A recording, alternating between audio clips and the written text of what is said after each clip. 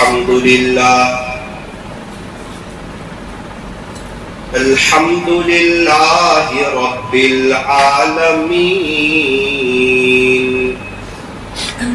حمدا كثيرا طيبا مباركا فيه كما يحب ويرضى.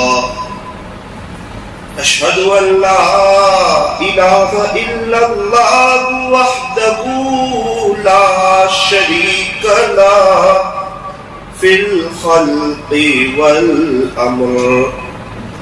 ونشهد أن سيدنا وسندنا وحبيبنا وشفيعنا وخليلنا ومولانا محمدا عبده ورسوله صلى الله عليه وعلى آله وأصحابه وبارك وسلم تسليما كثيرا كثيرا.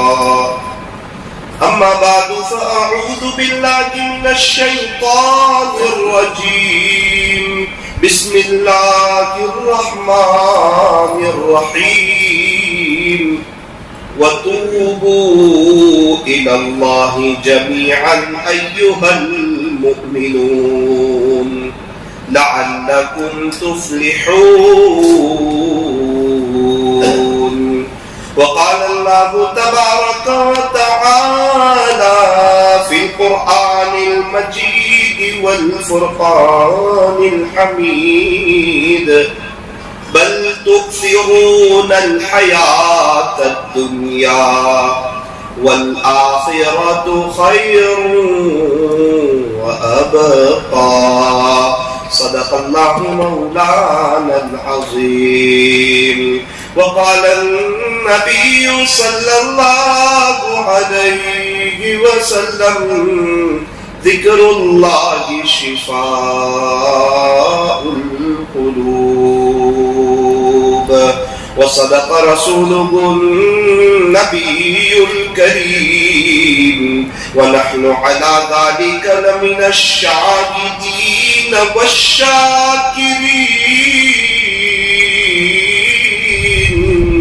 والحمد لله رب العالمين.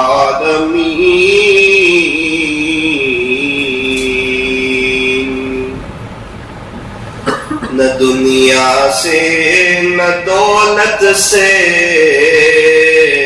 نہ گھر آباد کرنے سے. نہ دنیا سے نہ دولت سے نہ گھر آباد کرنے سے تسلی دل کو ہوتی ہے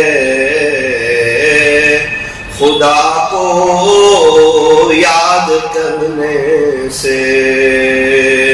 تسلی دل کو ہوتی ہے خدا کو یاد کرنے سے. کتنی تسکین وابستہ ہے تیرے نام کے ساتھ. نیند کانٹوں پہ بھی آ جاتی ہے آرام کے ساتھ. لب پہ ذکر اللہ کی تکرار ہو دل میں ہر دم حق کا استحضار ہو. اگر تو کر لے اس پر حاصل دوام پھر تو بس کچھ دن میں بیڑا پار ہو. پھر تو بس کچھ دن میں بیڑا پار ہو. کر لے توبہ کر لے توبہ وقت ہے، پھر یہ نہ کہنا کہ حساب بہت سخت ہے۔ اٹھ بندے باندھ کمر، کیا ڈرتا ہے، پھر آگے آگے دیکھ اللہ کیا کرتا ہے۔ اے انسان اب بھی فرصت توبہ ہے، دیر نہ کر، وہ ابھی گرا نہیں، جو گرا پھر سنبھل گیا۔ موت سے کس کو رستگاری ہے، آج وہ تو کل ہماری باری ہے، آج وہ تو کل ہماری باری ہے۔ بزرگان محترم، معزز علماء کرام اور عزیز نوجوانوں، درود شریف جو ہے یہ بہت جامع عبادت ہے، بہت بڑی عبادت ہے، اور تمام اللہ والوں کا وظیفہ ہے، چاہے صحابہ ہو، تابعین ہو، تبع تابعین ہو، اولیاء عظام ہو، محدثین ہو، مشائخین ہو، فقہا ہو، جتنے اللہ والے گزر گئے، جتنے اللہ والے ہیں اور جتنے اللہ والے قیامت تک آئیں گے، سب کا متفقہ وظیفہ درود شریف ہے۔ اور درود شریف ہم پڑھتے ہیں ہمارے نبی پر، اور نورانیت آتی ہے ہمارے چہروں پر، ساری پریشانیاں ختم ہو سکتی ہیں اور سارے مسئلے حل ہو سکتے ہیں۔ شرط یہ ہے کہ درود شریف کے پڑھنے میں اضافہ کر دیا جائے، درود شریف کے پڑھنے میں بڑھوتری کر دی جائے۔ اس لیے میرے عزیزو، ایک چیز طے کرو کہ انشاءاللہ درود شریف زیادہ پڑھیں گے اور درود شریف کو اپنا وظیفہ بنائیں گے۔ یہ اتنا جامع عمل ہے، جب کوئی بندہ نیکی کا کام کرتا ہے تو نیکی لکھنے والا فرشتہ نیکی لکھتا ہے، اور جب کوئی بندہ گناہ کا کام کرتا ہے تو گناہ لکھنے والا فرشتہ گناہ لکھتا ہے۔ لیکن درود شریف ایسا جامع ہے، ایسا قیمتی اور ایسا زبردست عمل ہے کہ جب بندہ درود شریف پڑھتا ہے تو نیکی لکھنے والا فرشتہ بھی مشغول اور گناہ لکھنے والا فرشتہ بھی مشغول۔ وہ کیسے؟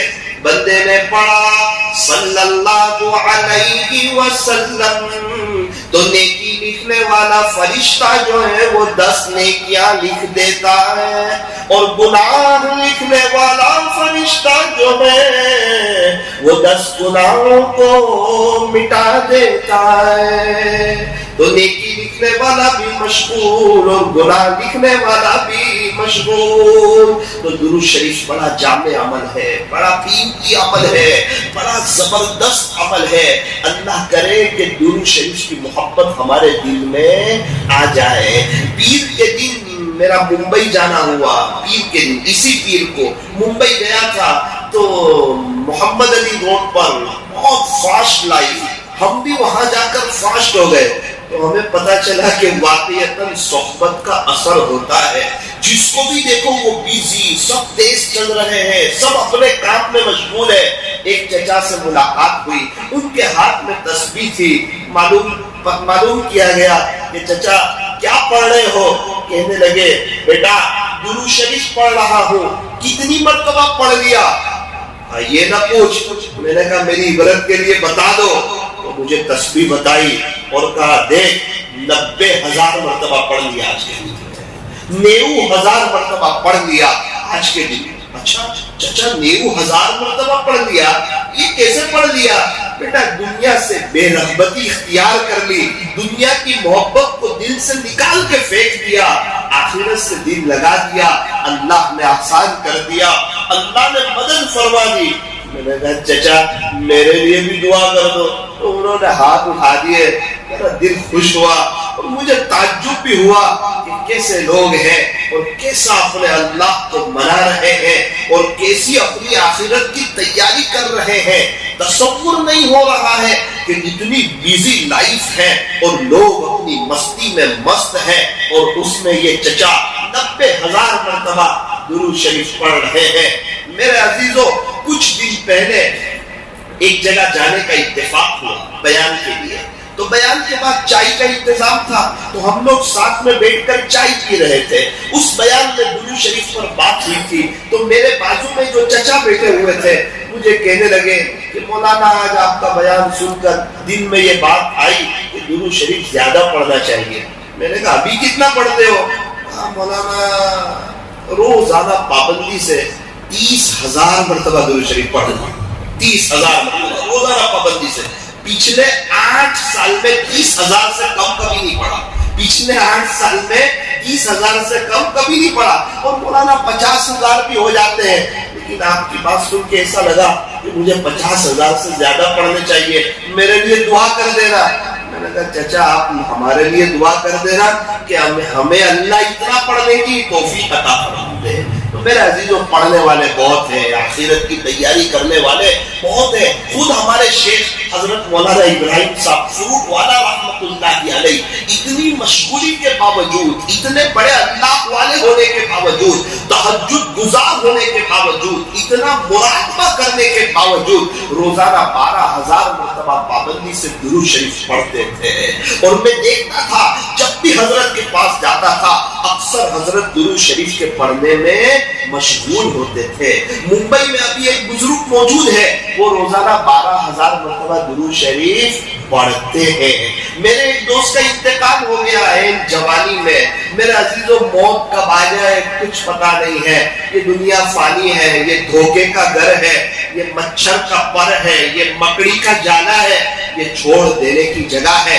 وہ فرمایا کہ یہ دنیا دل لگانے کی جگہ نہیں ہے، جگہ جی لگانے کی دنیا نہیں ہے، یہ تو عبرت کی جا ہے، تماشا گاہ نہیں ہے، جہاں میں ہے ہر سو عبرت کے نمونے، ہر جگہ عبرت کا سامان موجود ہے، مگر تجھ کو اندھا کیا ہے رنگ و بو نے کہ تیرے سامنے تو دنیا کی رونق ہے، دنیا کی بہاریں ہیں، دنیا کی محفلیں ہیں، دنیا کی مجلسیں ہیں، یہ پیسے کی ریل پیل ہے، یہ دوستوں کی کمپنیاں ہیں۔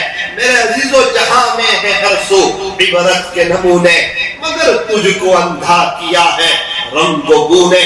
کیا کبھی غور سے یہ بھی دیکھا ہے تو نے کہ جو محل معمور تھے اب ہے وہ سونے، جگہ جی لگانے کی دنیا نہیں ہے، یہ تو عبرت کی جا ہے، تماشا گاہ نہیں ہے۔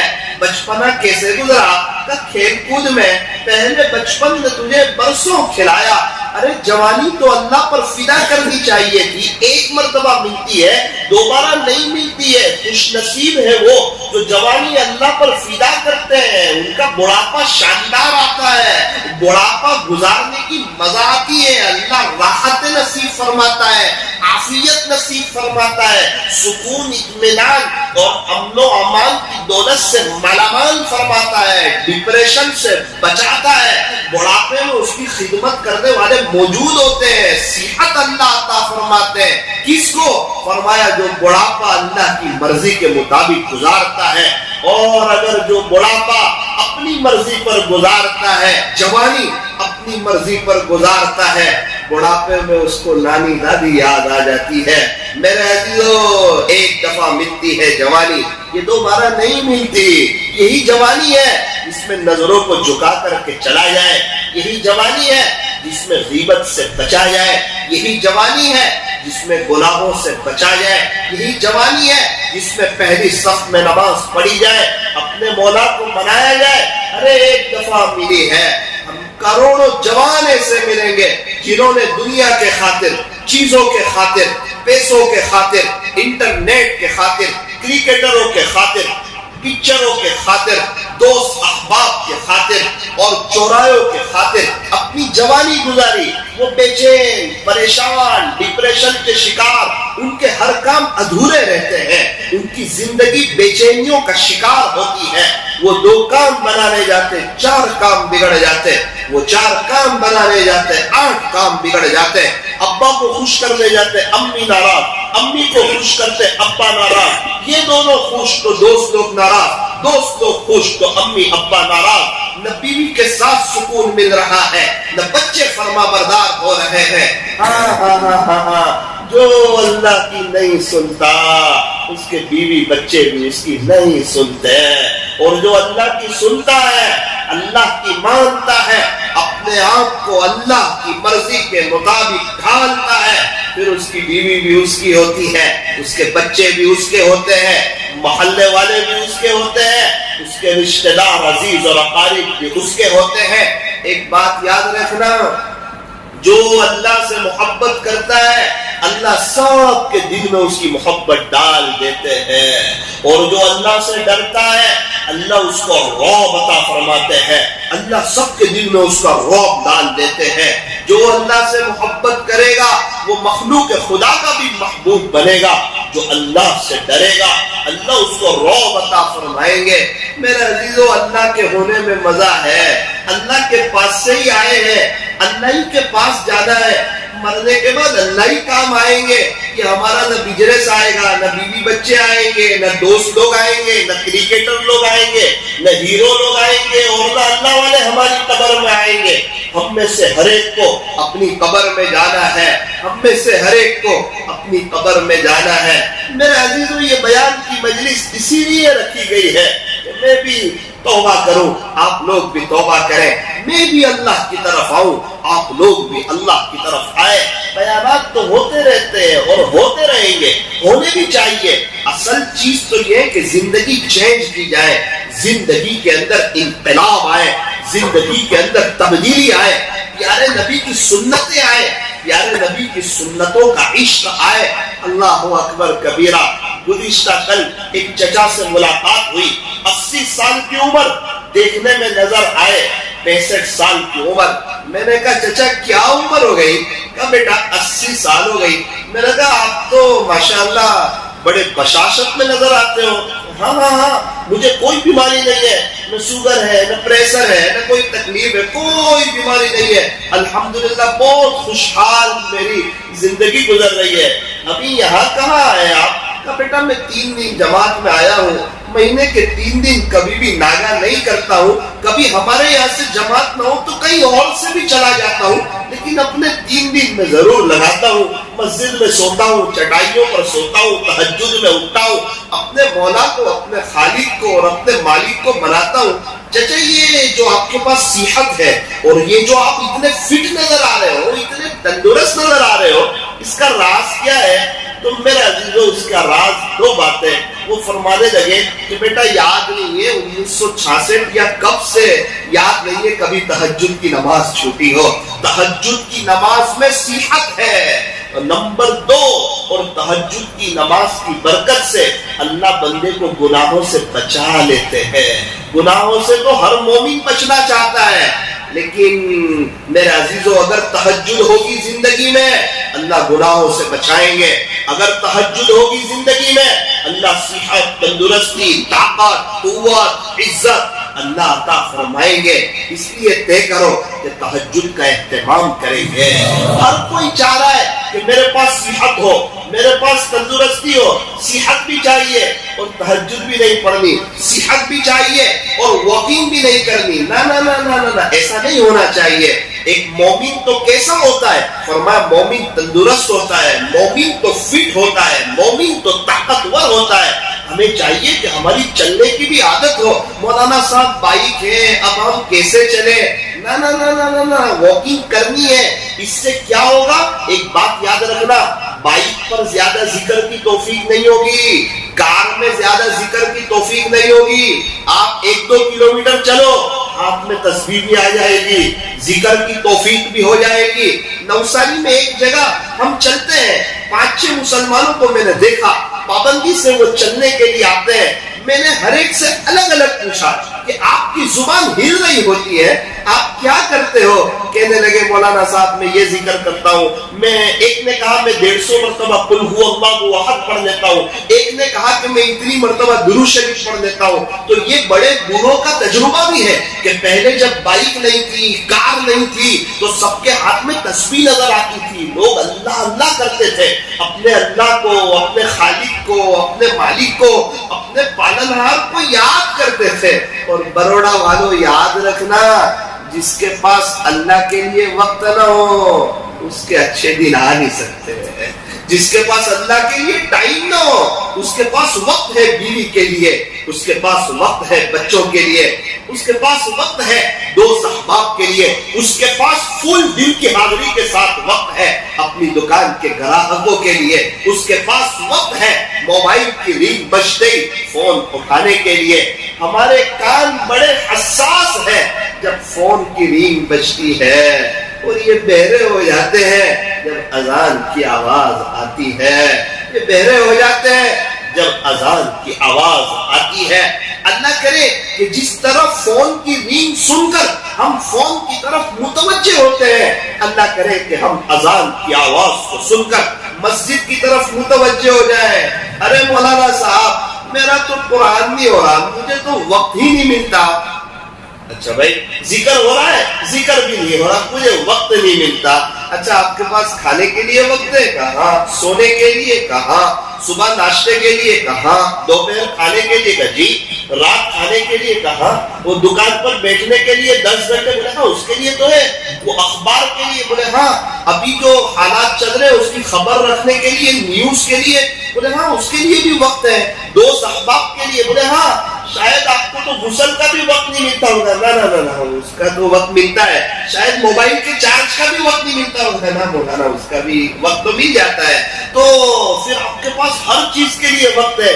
کیا نعوذ باللہ اللہ کا نام اتنا چھوٹا ہو گیا کہ اس کے لیے ہی وقت نہیں ہے, دنیا بھر کی چیزوں کے لیے وقت ہے. میرے عزیزو یہ وقت ہوتا نہیں ہے, یہ نکالنا پڑتا ہے, یہ نکالنا پڑتا ہے. دکان کے لیے وقت ہوتا نہیں, نکالنا پڑتا ہے.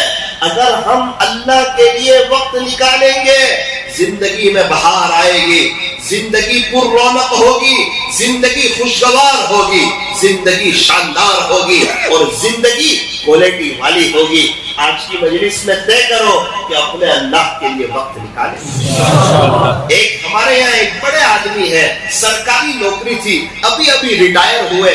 صبح کے وقت میں اللہ کا قرآن بہت پڑھتے تھے, صبح کے وقت میں قرآن شریف کی تلاوت بہت کرتے تھے. ابھی ریٹائر ہو گئے تو میں نے ان سے پوچھا کہ ابھی بھی آپ کی وہ قرآن شریف پڑھنے کی جو عادت تھی صبح کے وقت میں, وہ ابھی بھی قائم ہے؟ مجھے کہنے لگے مولانا صاحب ابھی تو تھوڑا سا کم ہی ہو گیا ہے.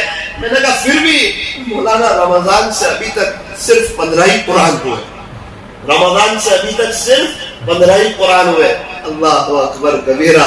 سن کر مجھے تعجب ہوا کہ 15 قرآن پڑھ لیے. ایک بڑا طبقہ وہ ہے کہ رمضان گیا اور اس نے قرآن کو الماری میں رکھ دیا. پہلے رمضان میں صفوں میں لوگ قرآن شریف لے کے بیٹھے نظر آتے تھے, اب کوئی نظر نہیں آتا. نماز کے بعد لوگ قرآن پڑھتے تھے, اب کوئی قرآن پڑھتے نظر نہیں آتا.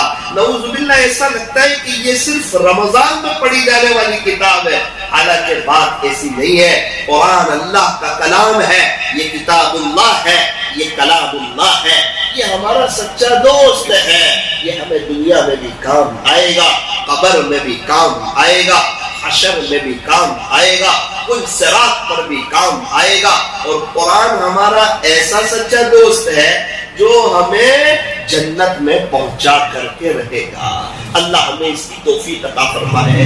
ہمارے یہاں ایک امام صاحب ہے, وہ جب بھی میں نے ان کو دیکھا تو قرآن پڑھتے ہیں, ان کی زبان ہلتی رہتی. ایک مرتبہ میں نے پوچھا کہ قاری صاحب آپ تو ماشاءاللہ اتنی محنت کرتے ہو, امامت کراتے ہو, اتنے بچے کو پڑھاتے ہو, اتنا ٹیوشن پڑھاتے ہو, پورا دن مشغول ہوتے ہو, اور جب آپ چلتے ہو تو یہ کیا پڑھتے ہو؟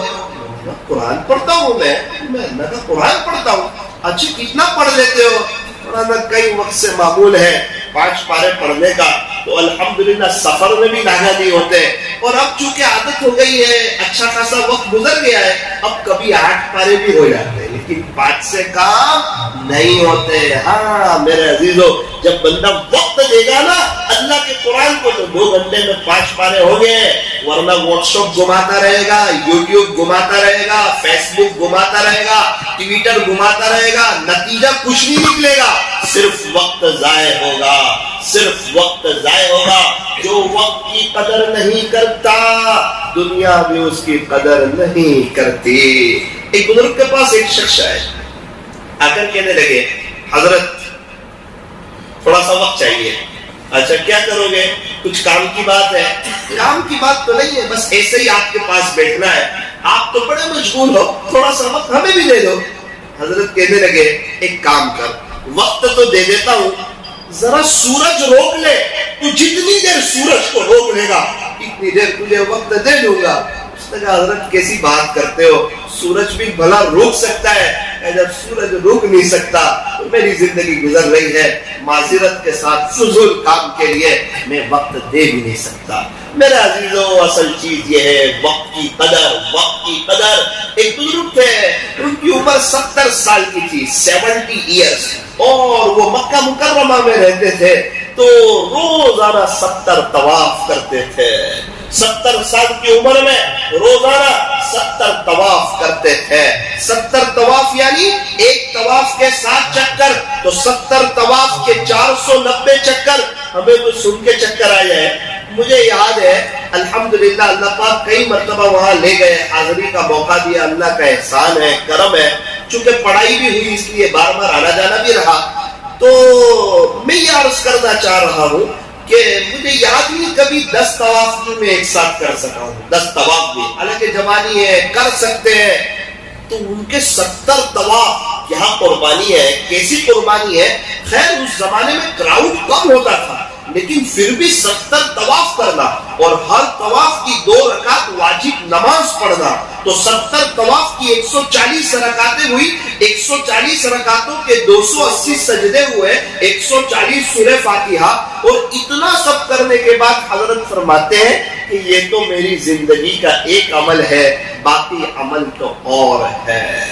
جب بندہ تھام لیتا ہے نا مجھے آخرت بنانی ہے, بڑے پیمانے پر بنانی ہے, پھر اللہ اس کے راستے کھولتے ہیں, اللہ موقع دیتے ہیں. جس بندے کو چلے میں جانا ہو, جس بندے کو 4 مہینے میں جانا ہو, جس بندے کو بیرون جانا ہو, اس کے لیے سارے راستے کھلے ہیں. ہزاروں راستے کھلے نظر آئیں گے. تھوڑا سا سیٹنگ کر, سارے مسائل کا آسان حل, بستر اٹھا اور چل, سب راستے تجھے کھلے نظر آئیں گے, کھلے نظر آئیں گے. اور اگر تجھے 4 مہینے کی بات بہت دور کی, تجھے 3 دن بھی نہیں جانا تو تجھے ہزاروں راستے بند نظر آئیں گے. اللہ کا دین ہمارا محتاج نہیں ہے, ہم اللہ کے دین کے محتاج ہیں. ہم نہیں کریں گے, وہ گونگے بہروں کو کھڑا کر دے گا, وہ تھوڑی نہ ہمارا محتاج ہے. وہ لوگ اللہ کے دین کا کام کریں گے. میرے عزیزو, اس موقع کو غنیمت سمجھو, اس موقع کو غنیمت سمجھو, اس زندگی کو غنیمت سمجھو. یہ دوبارہ نہیں ملے گی. اس جوانی کو غنیمت سمجھو, اس میں اللہ کے قرآن کے لیے وقت نکالو.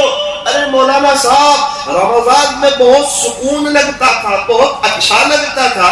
ارے کیوں نہیں اچھا لگے گا جب تو رمضان میں 5 وقت کی نماز پڑھتا تھا, جب تو اللہ کا قرآن پڑھتا تھا, جب تو گناہوں سے بچتا تھا, مسجد میں اپنا وقت زیادہ گزارتا تھا, اللہ کے قرآن کو وقت دیتا تھا, سحری اور افطاری کے وقت میں تیرے ہاتھ اللہ کے سامنے اٹھتے تھے, تو پھر تو سکون ملے گا ہی نا. اور رمضان کے بعد مسلمانوں کا ایک بڑا طبقہ وہ ہے جس کی نہ فجر کی نماز ہو رہی ہے, نہ قرآن شریف کی تلاوت ہو رہی ہے. اور یاد رکھنا, اگر وہ قرآن نہیں پڑھتا تو اللہ کا نقصان نہیں کر رہا ہے, وہ اپنا نقصان کر رہا ہے. اللہ کا قرآن ہمارا محتاج نہیں ہے, ہم اللہ کے قرآن کے محتاج ہیں. اللہ کا قرآن ہمارا محتاج نہیں ہے, ہم اللہ کے قرآن کے محتاج ہیں. ہمارے سورت کے قریب میں ایک بزرگ ہے, وہ ہمارے مفتی صاحب ان سے ملاقات کے لیے گئے تھے. فرمانے لگے 35 سال سے روزانہ ایک قرآن پڑھتے ہیں. 35 سال سے روزانہ صرف جمعہ کو نہیں پڑھتے، جمعہ کو زیادہ درود شریف پڑھتے ہیں، باقی 6 دن میں روزانہ ایک قرآن۔ اس رمضان کی بات کر رہا ہوں، اس رمضان کی۔ میرے ایک دوست ہے، حافظ صاحب ہے، انہوں نے روزانہ ایک قرآن پڑھا، ایک قرآن۔ رمضان ان کا بھی گزرا اور میرا اور آپ کا بھی گزرا، جس نے جہاں وقت لگایا اس کا وہاں رمضان گزرا۔ انہوں نے اللہ کے قرآن کے پیچھے وقت لگایا، پھر 20 دن تک تو روزانہ ایک قرآن پڑھا۔ آخری 10 دن میں ان کو احساس ہوا کہ یار کم ہے، میں ایک قرآن جتنا وقت دیا تو ایک قرآن ہو گیا، اگر 2 قرآن جتنا وقت نکالوں، آخری عشرہ ہے، کیا پتہ کون سی شب قدر ہوگی، کون سی گھڑی اللہ کو رحم آ جائے گا، اور زندگی تو گزر جائے گی، اور یہ رمضان گزر گیا، دوبارہ تھوڑی آنے والا ہے۔ ارے وصول کرو، کماؤ کماؤ، یہ آخرت کی تیاری کی سیزن ہے۔ دیکھو سیزن میں تاجر محنت کرتا ہے، کوشش کرتا ہے، صبح بزنس پر جلدی جاتا ہے، رات کو لیٹ آتا ہے، دوپہر کو کھانے لیٹ آتا ہے، قربانی دیتا ہے۔ کیا ہے کہ سیزن ہے میرا عزیزو، یہ دنیا کی زندگی آخرت کی سیزن ہے۔ پھر وہ میرے دوست ہے حافظ صاحب، انہوں نے رمضان میں روزانہ آخری عشرے میں 2 قرآن پڑھے، تو ان کے تقریباً 40 قرآن ہوئے رمضان میں، 40 قرآن۔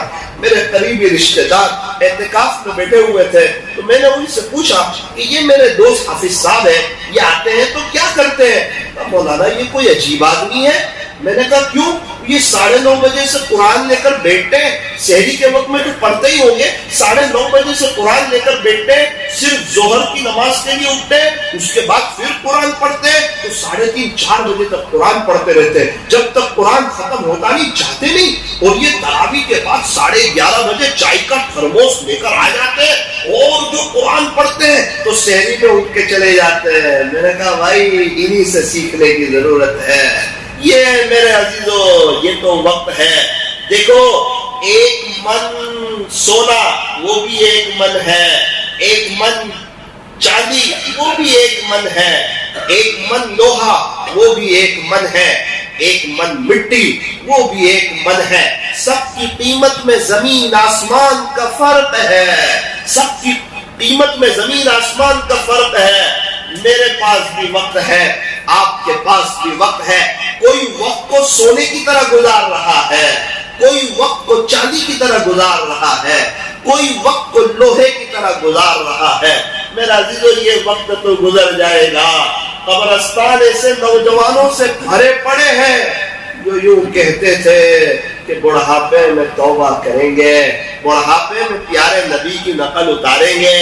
میرے عزیز اگر جوانی اللہ پر فدا نہ کی، اگر جوانی میں تجھے نبی کے طریقے پسند نہ آئے، بڑھاپا بڑے حالات کے ساتھ آئے گا، دکھ درد کے ساتھ آئے گا، پریشانیوں کے ساتھ آئے گا، اولاد اور پوتے اور پوتیاں اور نواسے اور نواسیاں اور بہویں ان کی تکلیفوں کے ساتھ آئے گا، ان کی طرف سے پہنچنے والے حالات کے ساتھ آئے گا۔ وہی فرما رہے پہلے بچپن میں تجھے برسوں کھلایا، پھر جوانی میں تجھ کو مجنون بنایا، پھر بڑھاپے میں تجھے کیا کیا ستایا۔ اے انسان یاد رکھ اجل یعنی موت کر دے گی بالکل تیرا صفایا۔ جگہ جی لگانے کی دنیا نہیں ہے، یہ تو عبرت کی جا ہے، تماشا گاہ نہیں ہے۔ کیا تجھ کو یہی دھن ہے کہ رہوں سب سے اعلیٰ؟ میرے کپڑے اچھے ہو، میری چیزیں اچھی ہو، میرا گھر اچھا ہو، میرا فرنیچر اچھا ہو، میرا بزنس اچھا ہو، میرے بچے سب ویل سیٹ ہو، سب دنیاوی اعتبار سے بڑے پڑھے لکھے ہو۔ کیا تجھ کو یہی دھن ہے کہ رہوں سب سے اعلیٰ، وہ زینت نرالی، وہ فیشن نرالا؟ کیا یوں ہی جیا کرتا ہے مرنے والا؟ کیا یوں ہی جیا کرتا ہے کفن کا پہننے والا؟ کیا یوں ہی جیا کرتا ہے آخری غسل کے لیے کسی اور کا محتاج ہو جانے والا؟ کیا یوں ہی جیا کرتا ہے دفن ہو جانے والا؟ جگہ جی لگانے کی دنیا نہیں ہے، یہ تو عبرت کی جا ہے، تماشا گاہ نہیں ہے۔ میرے عزیزو وقت تو گزرتا جا رہا ہے۔ میں آپ کو ایک واقعہ سناؤں امام شافعی رحمت اللہ علیہ کا۔ 13 سال کی عمر میں امام شافعی بن گئے تھے۔ 13 سال کی عمر میں امام شافعی بن گئے تھے، درس قرآن دینا شروع کر دیا تھا۔ یہ کوئی آسمان سے نہیں اترے تھے، پیچھے ماں باپ کی تربیت تھی، گھر کا دینی ماحول تھا، اپنے بچوں کی اچھی تربیت کی تھی، اور کتنی کم عمر میں قرآن شریف کی تفسیر پڑھی ہوگی کہ 13 سال کی عمر میں درس قرآن دینا شروع کر دیا۔ امام شافعی رحمت اللہ علیہ مکہ مکرمہ سے مدینہ منورہ جا رہے ہیں، آپ کا سفر ہے مکہ مکرمہ سے مدینہ منورہ کا۔ آج اگر کسی کو جانا ہو تو 5 گھنٹے میں چلا جاتا ہے، 6 گھنٹے میں چلا جاتا ہے، 7 گھنٹے میں چلا جاتا ہے، کیونکہ راستے اچھے ہیں، کار اچھی ہے۔ اس زمانے میں ایسا نہیں ہوتا تھا، پہاڑ چڑھنا اترنا، پہاڑ چڑھنا اترنا، پہاڑ چڑھنا اترنا۔ تو امام شافعی رحمت اللہ علیہ نے اونٹ پر یا اونٹنی پر یہ سفر شروع کیا۔ تو حضرت کتنے دن میں پہنچے؟ فرمایا کہ 16 دن میں مکہ مکرمہ سے مدینہ منورہ پہنچے۔ 16 دن میں حضرت کیا کیا؟ فرمایا روزانہ کا 1 قرآن، یعنی 16 دن میں میں نے 16 قرآن پڑھ دیے۔ اونٹ کا سفر ہے، کھچر کا سفر ہے، اور آج انسان یہاں سے سورج جاتا ہے، ممبئی جاتا ہے اور احمد آباد جاتا ہے، ایک یاسین پڑھنے کی توفیق نہیں ہوتی۔ اتنے بڑے امام ہیں لیکن وقت کی قدر ہے، موت یاد ہے، قبر یاد ہے، آخرت کا تنہا سفر یاد ہے، حساب کتاب یاد ہے، پل صراط یاد ہے، اللہ کے سامنے کھڑا ہونا یہ یاد ہے۔ میرے عزیزو 16 دن میں 16 قرآن، مکہ مکرمہ سے مدینہ منورہ کا سفر یہ بڑا قیمتی سفر ہوتا ہے، اور یہ جو سفر ہوتا ہے یہ خوشی اور غم کے درمیان کا سفر ہوتا ہے، خوشی اور غم کے درمیان کا سفر ہوتا ہے۔ انسان جب مکہ مکرمہ سے مدینہ منورہ جا رہا ہوتا ہے تو شدت سے اس کے اندر ایک غم ہوتا ہے۔ جب وہ آخری طواف کرتا ہے بیت اللہ شریف کا تو اس کی آنکھ میں آنسو آ جاتے ہیں، اور سوچتا ہے پتہ نہیں اب دوبارہ کب اللہ بلائیں گے، اور یہ کھلی آنکھوں دوبارہ میں اللہ کے گھر کو کب دیکھ سکوں گا۔ بے چین ہو جاتا ہے، تڑپ جاتا ہے اور رونے لگتا ہے، اور جب طواف ختم ہو جاتا ہے پھر دعا کرتا ہے، پھر روتا ہے۔ پھر جب جا رہا ہوتا ہے کہ بس والے انتظار کر رہے ہیں، ٹور والے انتظار کر رہے ہیں، بیت اللہ شریف کو جی بھر کے دیکھتا ہے، روتا ہے، پھر آگے جاتا ہے، ابھی 10-15 قدم چلتا ہے، اس کا جی بھرتا نہیں، پھر تھوڑا سا مڑتا ہے اور پھر ایک للچاتی ہوئی نظر سے پھر اللہ کے گھر کو دیکھتا ہے، پھر روتا ہے، پھر آگے جاتا ہے، سوچتا ہے اب بس جا رہی ہے میں جلدی سے چلا جاؤں، پھر پیچھے سے مڑ کے دیکھتا ہے، پھر روتا ہے۔ پھر وہ جب مسجد حرام کے گیٹ پر پہنچتا ہے، اس کو پتا ہے کہ یہاں سے بیت اللہ نظر نہیں آئے گا، پھر بھی وہاں سے دیکھتا ہے شاید نظر آ جائے۔ جب بس میں بیٹھتا ہے تو بس میں بھی وہ مسجد حرام کے مینارے دیکھتا رہتا ہے، مکہ مکرمہ کے چھوڑنے کا اس کو شدت سے غم ہوتا ہے۔ کیا مبارک شہر ہے اور کیسا خوش نصیب شہر ہے کہ آقا نامدار تاجدار مدینہ سید العرب والعجم حضرت اقدس محمد الرسول اللہ صلی اللہ علیہ وسلم کی پیدائش کے لیے پوری دنیا میں سے اللہ نے جس شہر کا انتخاب فرمایا وہ مکہ مکرمہ ہے، اور آقا کے آرام کے لیے اللہ نے جس شہر کا انتخاب فرمایا وہ مدینہ منورہ ہے۔ یہ دونوں عجیب و غریب شہر ہیں، یہ صبح مدینہ، یہ شام مدینہ، بڑا لطف دیتا ہے نام مدینہ۔ ساحل سے لگے گا کبھی ہمارا بھی سفینہ، دیکھیں گے پھر شوق سے مکہ و مدینہ، انشاءاللہ دیکھیں گے پھر شوق سے مکہ و مدینہ، وہاں کی بہاریں، وہاں کی رونق، وہاں کی برکتیں، وہاں کی رحمتیں، وہاں کی آبشاریں۔ جب میرا آخری سفر تھا پڑھائی کے لیے تو مجھے جو کمرہ ملا تھا مدینہ منورہ میں، تو عجیب منظر، جب میں کمرے میں گیا تو میں نے سوچا ذرا باری میں سے باہر دیکھوں۔ جب میں باری میں سے باہر دیکھنے لگا تو سامنے گنبد خضرا نظر آنے لگا۔ میرے عزیزوں کبھی صبح میں کھڑا ہو جاتا، ایک طرف گنبد خضرا نظر آ رہا ہے، ایک طرف مدینہ منورہ میں صبح کا وقت ہو رہا ہے، صبح کی روشنی نمودار ہو رہی ہے، اور ٹھنڈی ٹھنڈی ہوائیں چل رہی ہیں، اور لوگ سلام پڑھ کے نکل رہے ہیں۔ عجیب فضا ہے، عجیب بہار ہے، عجیب منظر ہے۔ لیکن ہمیں تو زندگی سے پیار ہی اتنا ہے. ایک شخص تھے وہ دعا کرتے تھے, اللہ جی مدینہ منورہ کی موت چاہیے, باری تعالیٰ مدینہ منورہ کی موت چاہیے, دے دیجئے دے دیجئے, سرکار کے قدموں میں جگہ عطا فرما دیجئے, جنت البقیع میں دفن ہونا چاہتا ہوں, مجھے وہاں دفن ہونے کی توفیق دے دیجئے. وہ دعا کرتے تھے. ایک بزرگ نے سنی کہ بڑی اچھی دعا ہے. تھوڑے دن کے بعد مدینہ منورہ میں وہ ساتھی بڑے بیمار ہو گئے. حضرت نے فرمایا ماشاءاللہ مبارک ہو مبارک ہو, آپ کی دعا قبول ہو گئی ہے, اب آپ کے جانے کا وقت آ گیا ہے. آپ بہت رو رو کے دعا کرتے تھے. تو اس نے کہا حضرت اس سفر میں, لگتا تو ایسا ہی ہے. کہتا اللہ اس سفر میں نہیں, کبھی اور لے رہے, اس سفر میں نہیں, اس سفر میں نہیں, اللہ ابھی تو گھر جانا ہے, میرے بیوی بچے بھی, اللہ اس سفر میں نہیں, کبھی اور لے. تو ہمارے یہاں تو ایک زندگی سے محبت ہی اتنی ہے کہ انسان کو موت سے وحشت لگتی ہے, موت سے ڈر لگتی ہے, موت سے گھبراتا ہے. حالانکہ موت تو وہ پل ہے جو بندے کو اپنے خالق سے ملا دیتا ہے. اگر موت نہ ہوگی تو اللہ سے کیسے ملے گا, جنت کیسے دیکھے گا, اپنے اللہ کا دیدار کیسے کرے گا, حضور کے ہاتھوں جام کوثر کیسے پیے گا, اور اپنے نبی کا دیدار کیسے کرے گا.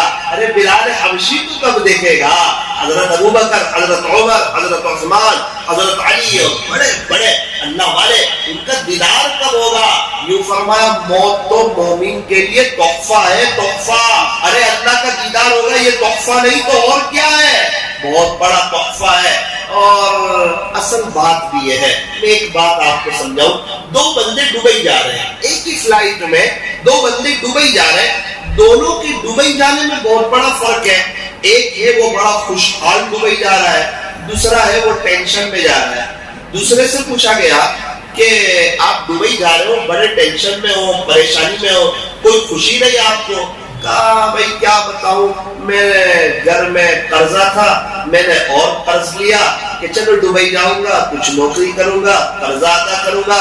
امی ابا بھی بوڑھے ہو چکے ہیں, گھر کے حالات بھی تھوڑے ناساز چل رہے ہیں, تو کچھ پیسے بھیجوں گا, کم سے کم اپنی موجودگی میں ماں باپ کو خوش تو دیکھوں, یہ تو اچھی طرح اپنی زندگی گزار لیں. اس لیے دبئی جا رہا ہوں, بڑا قرضہ لیا ہے 1.5-2 لاکھ روپے, اور اب وہاں جا کر مجھے کہاں جاب کرنی ہے یہ بھی مجھے پتا نہیں ہے, اس لیے میں تھوڑا پریشانی میں ہوں, ٹینشن میں ہوں. بازو والے سے پوچھا آپ کیوں بڑے خوش نظر آ رہے ہو. اصل میں وہ دبئی میں اپنے 3 شوروم ہے اور 4 مہینے بعد جا رہا ہوں, تو اس کا حساب لینے جا رہا ہوں. تو پھر وہ مرسیڈیز آ جائے گی لینے کے لیے, تو اس میں چلا جاؤں گا اور 2-3 دن برج خلیفہ میں رکوں گا, ذرا دبئی کا نظارہ کروں گا, دبئی گھوموں گا اور پیسے لے کے آ جاؤں گا. اس کے پاس دبئی میں بہت کچھ ہے نا, یہ خوش ہے, اور اس کو پتا ہے کہ میرے پاس نوکری کا بھی مسئلہ ہے, قرضہ ہے, اس لیے وہ دبئی سے ڈر رہا ہے. جس نے آگے آخرت کی تیاری کر لی ہے, اپنے اللہ کو منا لیا ہے, اپنے نبی کے طریقوں پر چل رہا ہے, اس کو پتا ہے کہ انشاءاللہ انجام اچھا ہونے والا ہے, ریزلٹ اچھا آنے والا ہے. یہ تو جو امتحان میں لکھ کر آتے ہیں نا, ان کو پتا چل جاتا ہے. وہ ماں باپ سوچتے 2 مہینے بعد ریزلٹ کیسا آئے گا, اس کو اندر اندر پتا ہوتا ہے میرا ریزلٹ کیسا آئے گا. امتحان دینے والے کو پتا ہوتا ہے. میرے عزیزوں, ہمارے یہاں سے بھی جس نے تیاری کی ہوئی ہے وہ تو اللہ سے ملاقات کا شوق رکھتے ہیں, اور یوں فرمایا جو اللہ سے ملاقات کا شوق رکھتا ہے, اللہ فرماتے میں بھی اس سے ملاقات کا مشتاق ہوں. جس کو اللہ سے ملنے کا شوق نہ ہو, اس کا یہ مطلب نہیں ہم سب مر جائیں. موت تو اپنے وقت پر آئے گی. اچھا بھائی, ہم میں سے مرنے والا کون کون, ہاتھ اٹھاؤ, تھوڑا ایسا اوپر. یہاں میں مرنے والا ہوں, میرا انتقال ہو گئی. اسی دنیا سے کیا دل لگانا, جہاں نہ ہو ہمیشہ. یہ ہمیشہ رہنے کی جگہ نہیں ہے. ہاتھ نہ بھی اٹھاتے تو بھی جانا ہی ہے. ہاتھ نہ بھی اٹھاوے, 4 مہینے میں نہیں اٹھاوے تو شاید نہیں جائے گا, لیکن اس میں تو جانا ہی ہے, ہمیشہ ہمیشہ یہ چلا جائے. ارے مولانا, کچھ لوگوں کا کورونا میں انتقال ہو گیا, اللہ کی قسم کھا کر کہتا ہوں اگر کورونا نہیں ہوتا نا تو بھی ان کا اسی وقت انتقال ہوتا. یہ قرآن کا فیصلہ. کورونا نہیں بھی ہوتا تو بھی ان کا اسی وقت انتقال ہوتا. جس کی موت کا وقت آ جاتا ہے, خلاصہ یہ ہے کہ اللہ نہ ایک سیکنڈ آگے کرتا ہے نہ ایک سیکنڈ پیچھے کرتا ہے، بہانہ بنتا ہے۔ پہلے بھی لوگ مرے شوگر میں، پریشر میں، کیا ہوا تو ہارٹ اٹیک آ گیا، کیا ہوا فلاں تکلیف ہو گئی، کیا ہوا ایکسیڈنٹ ہو گیا، کیا ہوا تو بیماری، کیا ہوا تو صبح سوئے تھے دوپہر کو اٹھے ہی نہیں، اب کیا ہوا تو کورونا ہے، اب کورونا کے بعد تو کورونا چلا گیا آپ مریں گے نہیں، نہ وہ کورونا سے بچ سکتے، موت سے بچ سکتے نہیں۔ اور پوری دنیا کے انسانوں نے مل کر کوئی تو ایسا جرم کیا ہوگا کہ آج جس کو بھی دیکھو سب منہ چھپائے پھر رہے ہیں، آج جس کو بھی دیکھو سب منہ چھپائے پھر رہے ہیں، کوئی تو ایسا جرم کیا ہوگا۔ میرے عزیزو، اللہ کو راضی کرنا ہے، دنیا سے جانا ہے، خوش نصیب ہے وہ جو تیاری کر لے، خوش نصیب ہے وہ جو اپنے وقت کی قدر کر لے، خوش نصیب ہے وہ جو پیارے نبی کی نقل اتار لے، خوش نصیب ہے وہ جو اللہ اور اس کے رسول کو راضی کر لے۔ یہ دنیا تو وقتی ہے، فانی ہے، ختم ہو جائے گی۔ ایک اور لطیفہ یاد آ گیا، ہمارے یہاں سے کوئی ایک شخص ہوں گے، وہ سعودی عرب گئے تھے، تو جب سعودی عرب میں تھے تو انہوں نے بتایا کہ مجھے یہاں پر اترنا ہے۔ مثال کے طور پر ٹیکسی ڈرائیور کو سمجھایا کہ مسفلہ اترنا ہے، کہاں گجراتی زبان اور کہاں عربی، فرق ہے، زمین آسمان کا فرق ہے۔ اور گجراتی زبان والے اپنے بچے کو انگریزی سکھانے کے لیے تیار ہے، عربی سکھانے کے لیے نہیں۔ شاید ایسا لگتا ہے کہ قرآن کی زبان انگریزی ہو، نبی کی زبان انگریزی ہو، مرنے کے بعد کام آنے والی زبان انگریزی ہو، جنت کی زبان انگریزی ہو، ایسا ہے؟ تو قرآن کی زبان، نبی کی زبان، جنت کی زبان، مرنے کے بعد ہم کون سی زبان بولیں گے؟ عربی۔ انگریزی سکھانے کا منع نہیں کرتا ہوں، یوں کہتا ہوں عربی بھی سکھاؤ۔ انگریزی اتنی پڑھ لی کہ انگریزوں کو پڑھا سکتے ہیں، مگر اللہ کا قرآن اتنا نہیں پڑھا کہ باپ کا انتقال ہو جائے تو بیٹا جنازے کی نماز پڑھے، وہ بیٹا پڑھائے گا نا تو روئے گا، تڑپے گا، وہ دعا پڑھے گا نہیں، دعا کو رٹے گا نہیں، بلکہ سچے دل سے باپ کے لیے معافی مانگے گا کہ یہ میرا باپ، یہ کون گیا ہے، یہ میرا ابا گیا۔ اور جب باپ کا انتقال ہوتا ہے نا پھر انسان کو سب سمجھ میں آ جاتا ہے کہ باپ کون تھا اور یہ کتنی بڑی ہستی تھی اور اس کا کتنا اونچا مقام تھا۔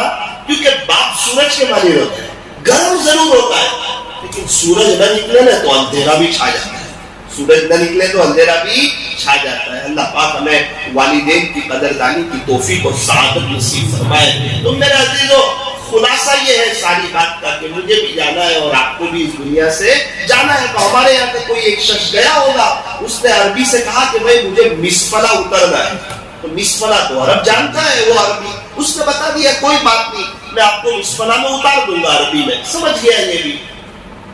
اب مسفلہ تو کافی بڑا ہے، اس کا مکان آ گیا، اس کو سمجھ میں نہیں آ رہا اس کو روکوں کیسے، ٹیکسی ڈرائیور ہے، وہ سمجھانے کی کوشش کی، وہ سمجھتا نہیں، اس نے دماغ لگایا، پھر اس نے اس کے کندھے پہ ہاتھ رکھا اور کہا شیخ نعم صدق اللہ العظیم، اس نے روک لیا۔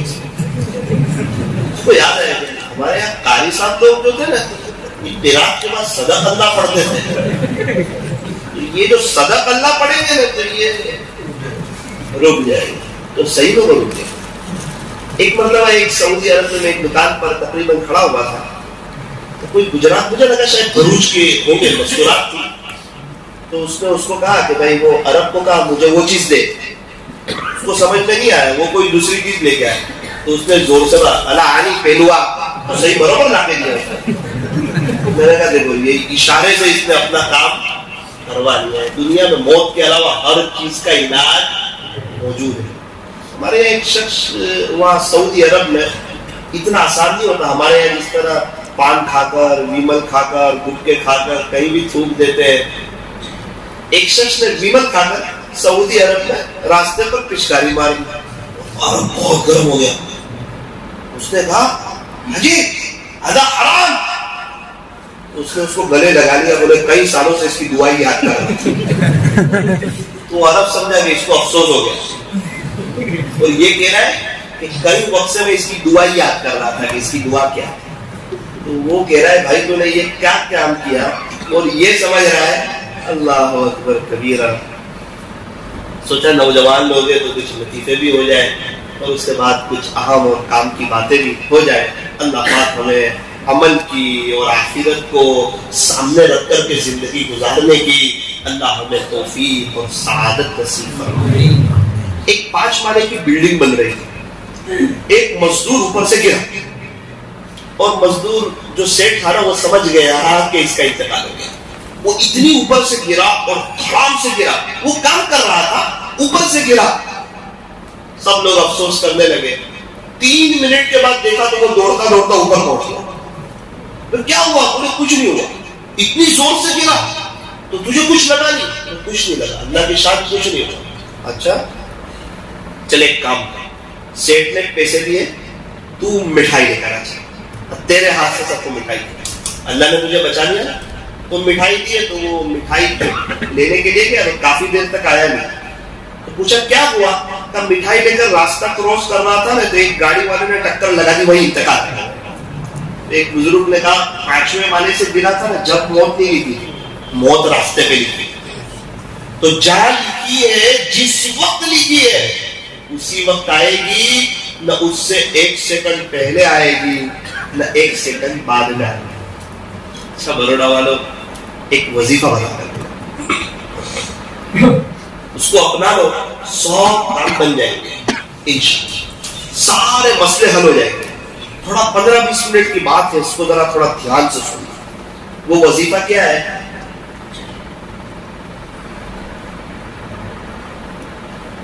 یہ ہے وظیفہ.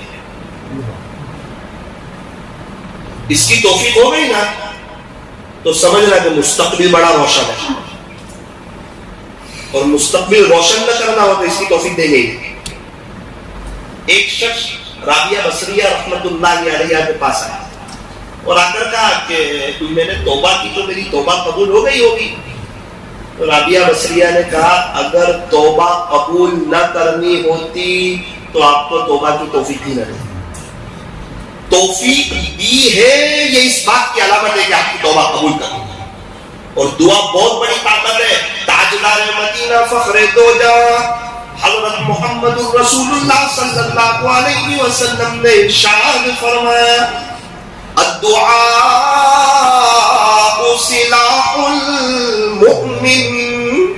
آقا فرماتے ہیں دعا تو مومن کا ہتھیار ہے. اگر کوئی کسی کو ہتھیار بتائے تو ڈرتا ہے، ڈر جائے گا نا. حضور کیا فرما رہے ہیں؟ دعا تو مومن کا ہتھیار ہے. 3 چیز مومن کا ہتھیار ہے. دعا تو ہے، یہ تو پیارے نبی نے فرمایا. دوسری چیز مسواک ہے، یہ بھی مومن کا ہتھیار ہے. اور تیسری چیز تسبیح، یہ بھی مومن کا ہتھیار. نیت کرو، دعا بھی کریں گے، مسواک بھی نہیں چھوڑیں گے، اور تسبیح کا اہتمام بھی کریں گے. دعا کتنی اہم چیز ہے. فرمایا مانگو اسی سے جو دے خوشی سے اور نہ کہے کسی سے. دنیا والوں سے مانگو تو دنیا والے ناراض، اور اللہ سے نہ مانگو تو اللہ ناراض. بہت سے اللہ والوں کے ساتھ سفر کرنے کا موقع ملا. میں نے کہا دیکھتا ہوں یہ کرتے کیا ہے، کون سی چیز پہ اللہ ان سے پیار کرتا ہے، ان کی ترقی کا راز کیا ہے، کون سا وظیفہ یہ زیادہ پڑھتے ہیں. ذرا دیکھو تو رات دن ساتھ رہ کر کچھ دیکھنے کا اتفاق ہوا. ایک ہی بات دیکھی، بہت لمبے لمبے وظیفے پڑھتے ہوئے نہیں دیکھا. ایک بات دیکھی کہ جب بھی کوئی نیک عمل کرتے تھے ایسے ہاتھ چاہے 30 سیکنڈ کے لیے، لیکن بھیک مانگنا نہیں بھولتے.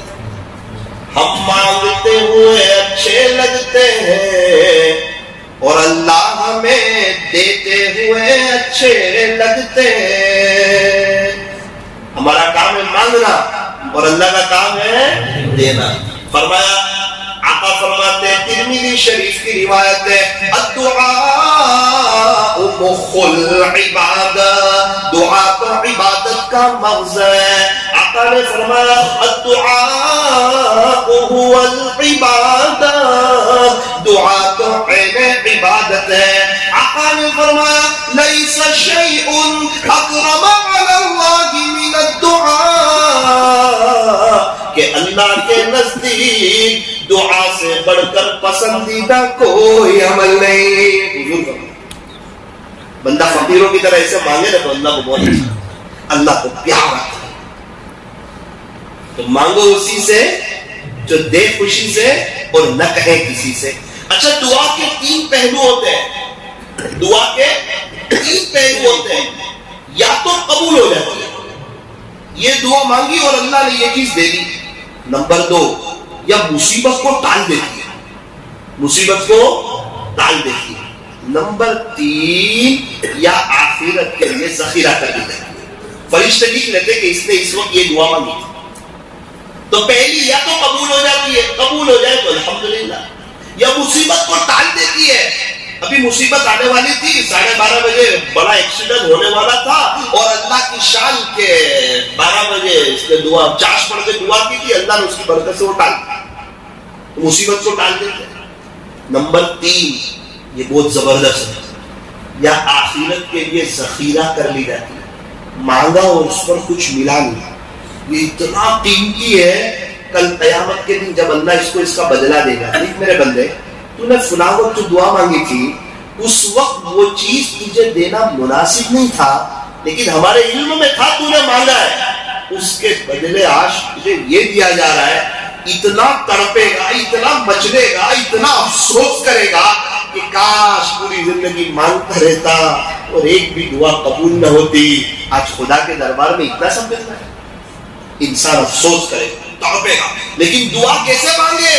فرمایا دعا دل کی حاضری کے ساتھ مانگے۔ ارے اللہ سے مانگے، وہ بڑا کریم ہے، وہ بڑا رحیم ہے، وہ تو دے کر خوش ہوتا ہے۔ اللہ سے مانگنا چاہیے۔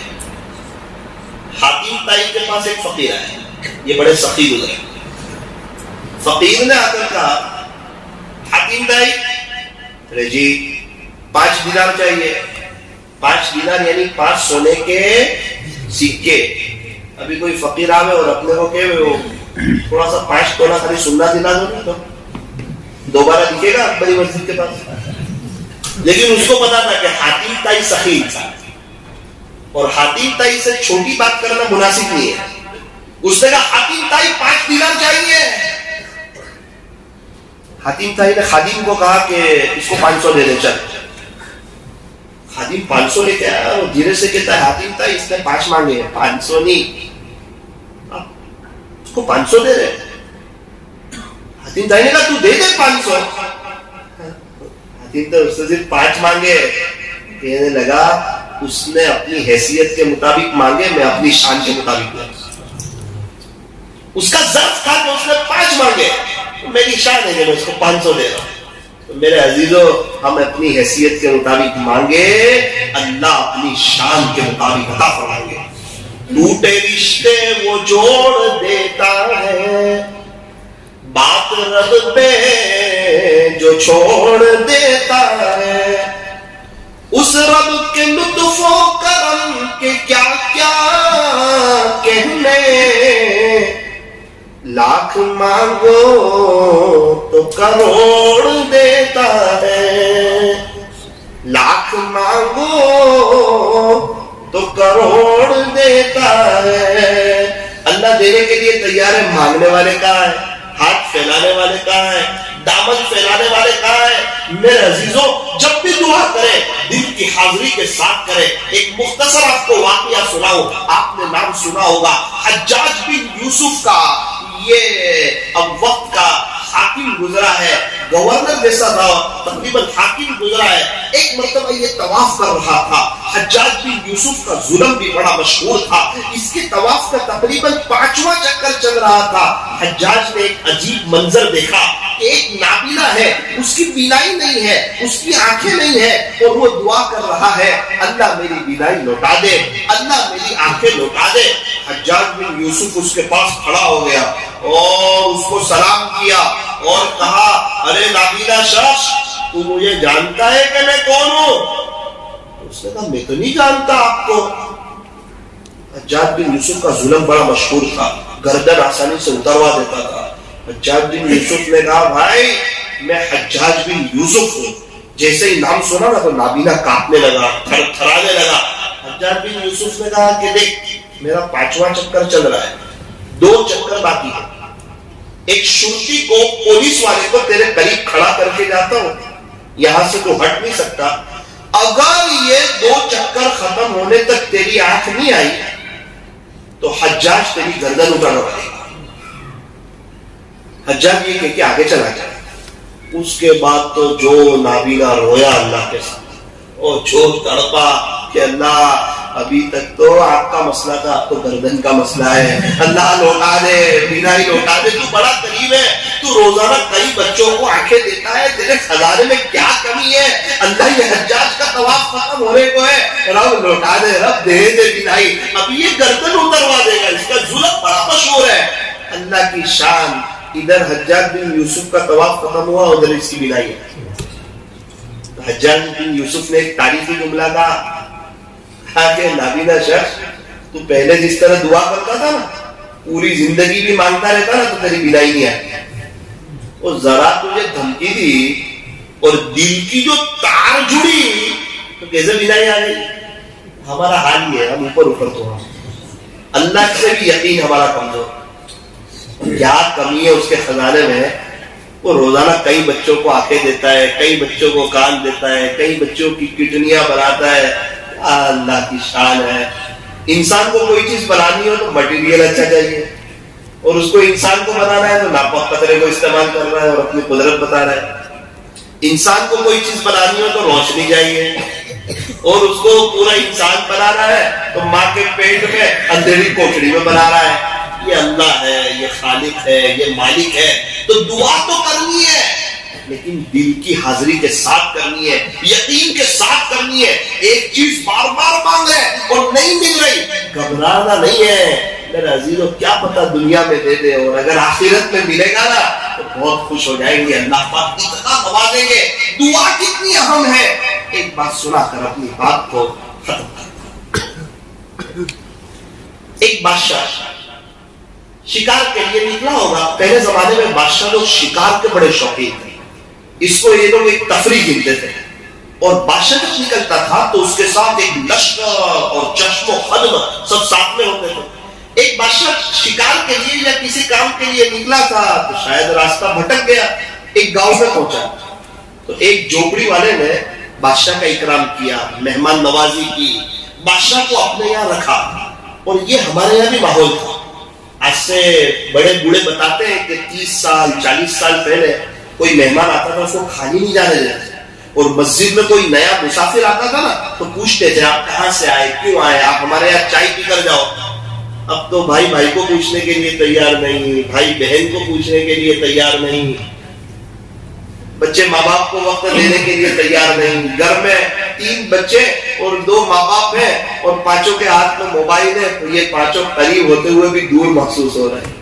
آج تو وہ ٹائم آ گیا. اللہ پاک رحم فرمائے. مہمان نوازی بہت بڑی صفت ہے. تو وہ جھونپڑے والے شخص نے یہ بادشاہ کی مہمان نوازی کی, 1-2-3 دن کی ہوگی مہمان نوازی کی. بادشاہ نے بتایا نہیں اس کو کہ میں بادشاہ ہوں. بتا کے کیا مطلب, واٹس ایپ کا زمانہ تو تھا نہیں کہ پہلے سے تصویر دیکھ لی ہو کہ یہ فلاں علاقے کا بادشاہ ہے, اور اگر بتائے تو سامنے والا تصور بھی نہیں کرے کہ بادشاہ ایسے آتا ہے. اور ایسے گاؤں میں بادشاہ پھنس جاتا ہے. بادشاہ کے پاس تو ایک روب ہوتا ہے, رعایا ہوتی ہے, بادشاہ کو کمی کس بات کی. جاتے وقت اس نے یوں کہا کہ دیکھ ایک بات بتاؤ, تو نے میری بہت دل سے خدمت کی, میرا دل بہت خوش ہوا. آپ نے فلاں علاقے کا نام سنا ہے؟ تو اس نے کہا میں نے فلاں علاقے کا نام تو سنا ہے. کہا دیکھ شاید آپ کو یقین نہ آئے, میں اس جگہ کا بادشاہ ہوں. اچھا, تو میں نے کہا ایک مہر والی میری انگوٹھی ہے, یہ تجھے دے کر جاتا ہے, کبھی تجھے ضرورت پیش آئے نا اچانک بھی تو تو میرے پاس, اور دربان کو یہ انگوٹھی بتا دینا تو وہ سیدھا تجھے میرے تک لے کر آئے گا. اس نے کہا انگوٹھی رکھ لی کہ ابھی تو ضرورت ہے نہیں, اب بادشاہ ہو تو بھی ٹھیک, نہ ہو تو بھی ٹھیک, یہ کہہ رہے ہیں مان لیا ضرورت ہوگی تو دیکھا جائے گا. اب اتنا سب یقین آنا بھی مشکل ہے. ایک وقت کے بعد ان کو ضرورت پیش آئی, سننا ضرورت پیش آئی.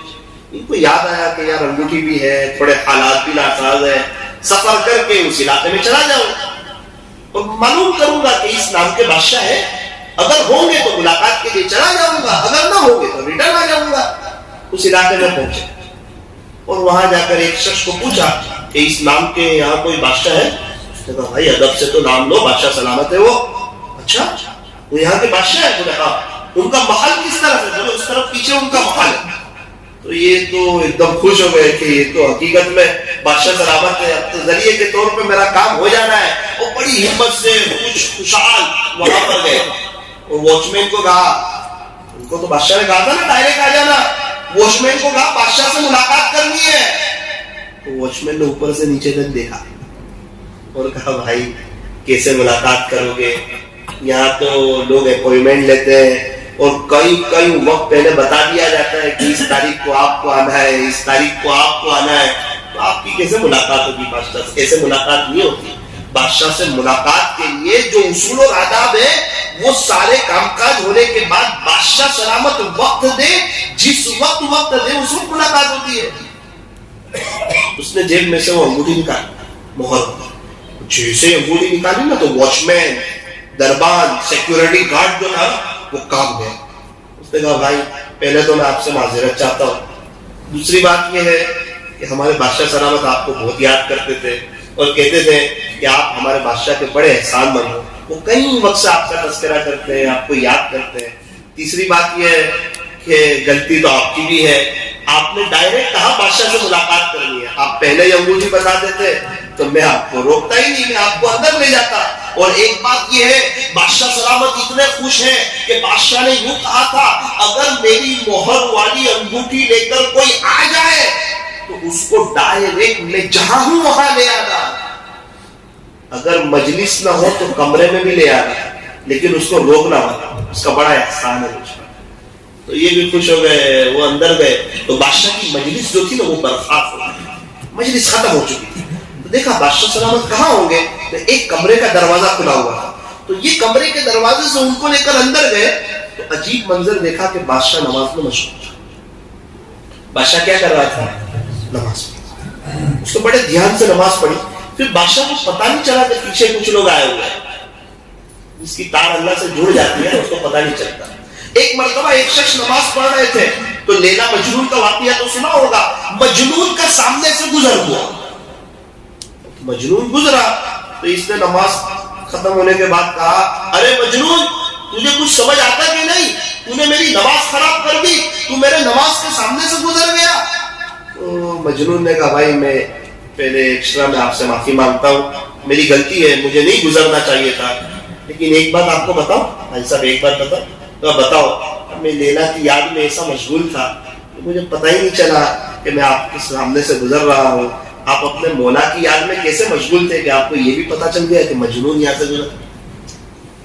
تیری محبت سچی کہ میری محبت سچی.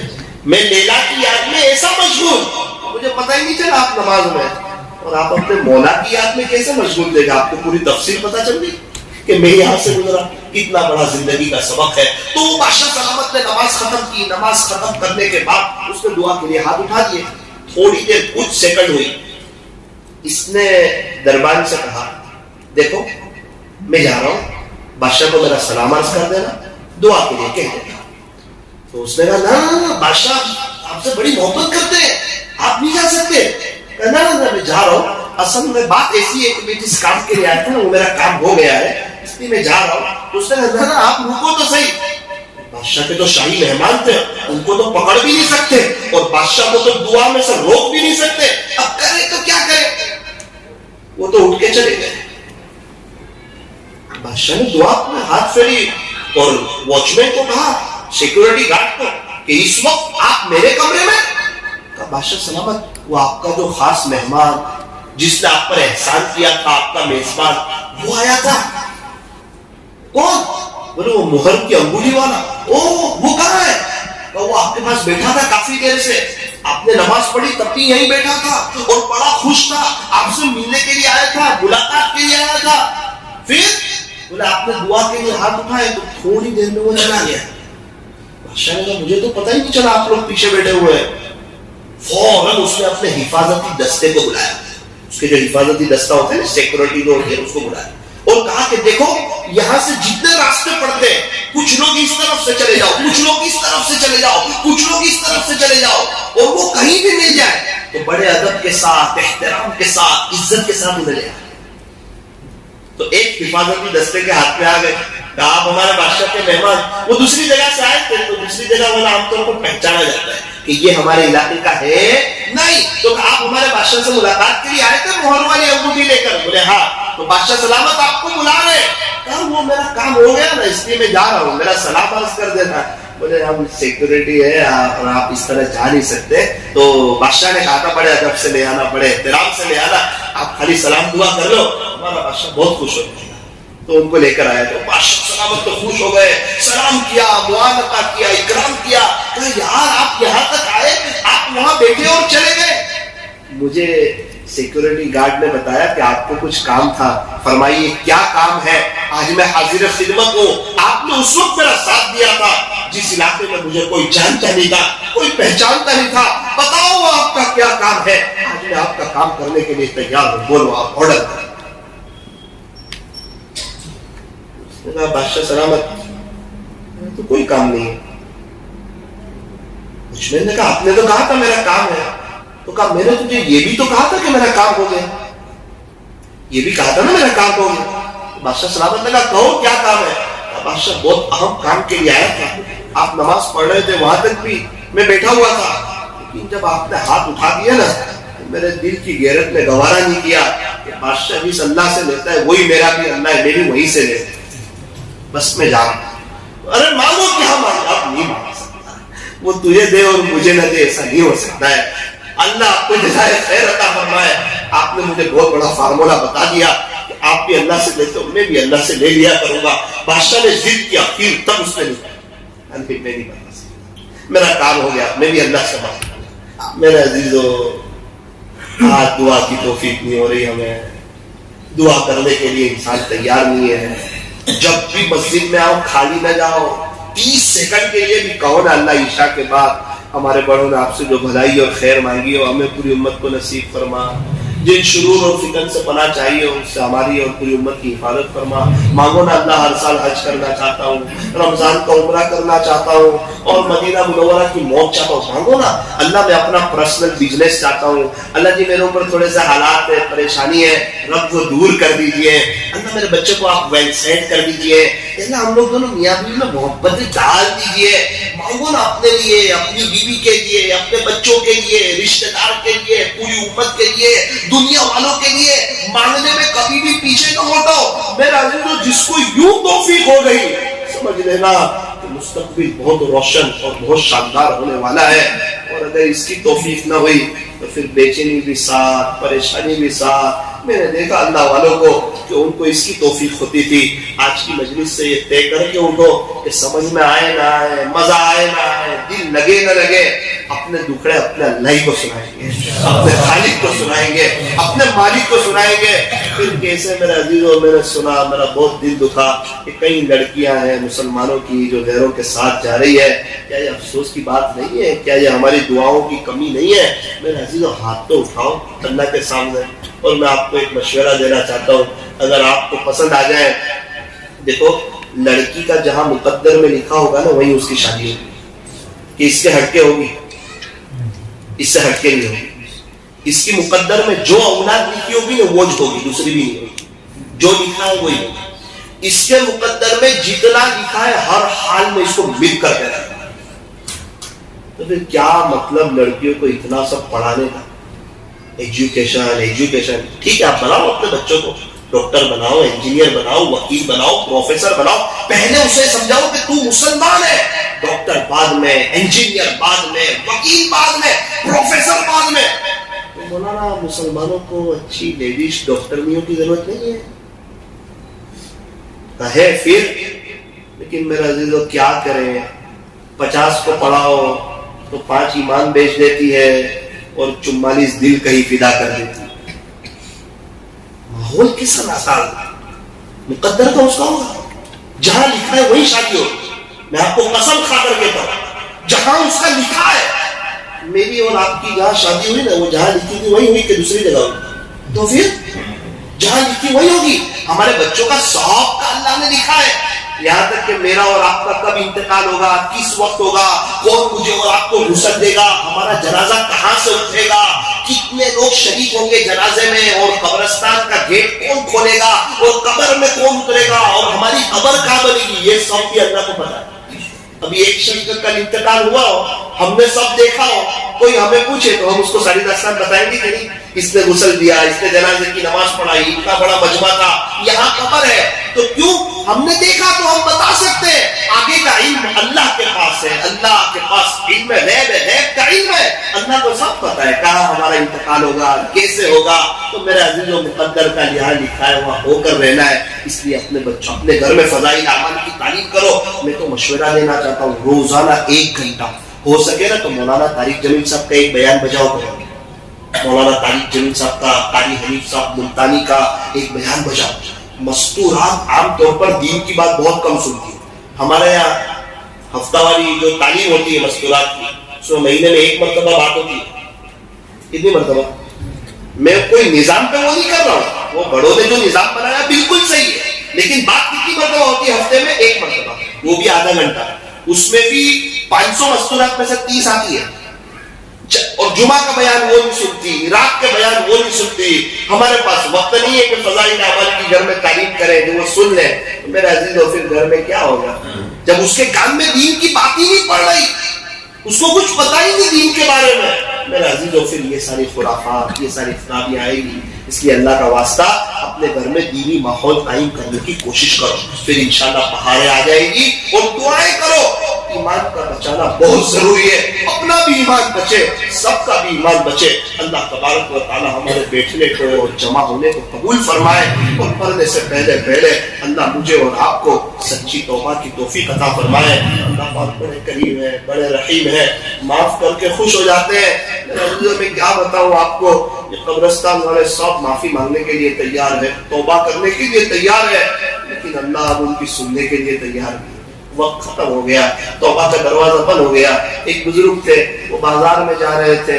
کسی نے کہا, حضرت کیا کر رہے ہو؟ کہا, بازار والوں کی اللہ سے صلح کروا رہا ہوں. بازار والوں کی اللہ سے صلح کروا رہے, ہو گئی. اللہ مان رہا ہے, یہ لوگ ماننے کو تیار نہیں ہے. اللہ مان رہا ہے, یہ لوگ ماننے کو تیار نہیں, توبہ کرنے کو تیار نہیں. ایک مدت کے بعد حضرت قبرستان میں نظر آئے. حضرت قبرستان میں, جی کئی سال گزر گئے, کیا کر رہے ہو؟ وہی کام کر رہا ہوں, صلح والا. کس کی صلح کروا رہے ہو؟ اللہ کی بندوں سے صلح کروا رہا ہوں قبرستان میں. حضرت صلح ہو گئی.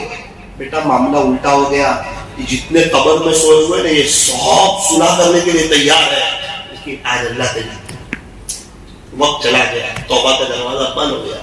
میرا عزیزوں, میرے اور آپ کے پاس وقت ہے, یہ توبہ کا دروازہ بند ہو جائے گا. میری قبر میں آپ نہیں آؤ گے, آپ کی قبر میں میں نہیں آؤں گا, اللہ والے ہماری قبر میں نہیں آئیں گے. بھائی علماء اور یہ لوگ ہماری قبر میں نہیں آئیں گے, ہم ان کی قبر میں نہیں جائیں گے.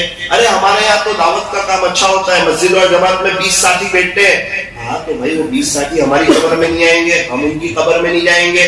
ہمارے یہاں وہ 10 ساتھی کا چلنا لگتا ہے, ہاں وہ ہماری قبر میں نہیں آئیں گے, ہم ان کی قبر میں نہیں جائیں گے. تو میں یوں کہنا چاہتا ہوں, ہر کوئی اپنی تیاری کرے. کوئی یوں کہتا ہے ہمارے یہاں 10 ساتھی مسجد اور جماعت میں بیٹھتے اس لیے اب میں کمانے نہیں جاؤں گا. کوئی بولتا ہے سب جانے کے لیے کمانا, کیوں پتا ہے کہ گھر کا خرچہ چلانا ہے, ذریعے کے طور پہ کمانا ہے. تو ہر کوئی, میرے عزیز و آخرت کی تیاری بھی کرنی ہے. مجھے اللہ کی ذات سے امید ہے کہ انشاءاللہ ہم درود شریف کا بھی اہتمام کریں گے, کم سے کم 1000 مرتبہ صلی اللہ علیہ وسلم. ابھی میں نے ایک کا واقعہ سنایا, وہ 90,000 مرتبہ پڑھتے تھے. ایک کا سنایا وہ 30,000 مرتبہ پڑھتے تھے. ہمارے شیخ 12,000 مرتبہ درود شریف پڑھتے تھے. میرے ایک دوست مرحوم ہو چکے 5,000 مرتبہ درود شریف پڑھتے تھے.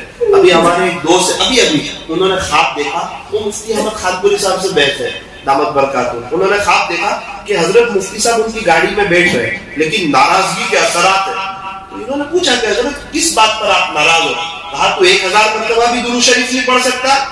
یعنی ہمارے نبی کے اتنے احسانات ہیں, وہ ہمارے لیے اتنا رو کے گئے, تڑپ کے گئے, اور آپ 1000 بار بھی درود شریف نہیں پڑھ سکتے.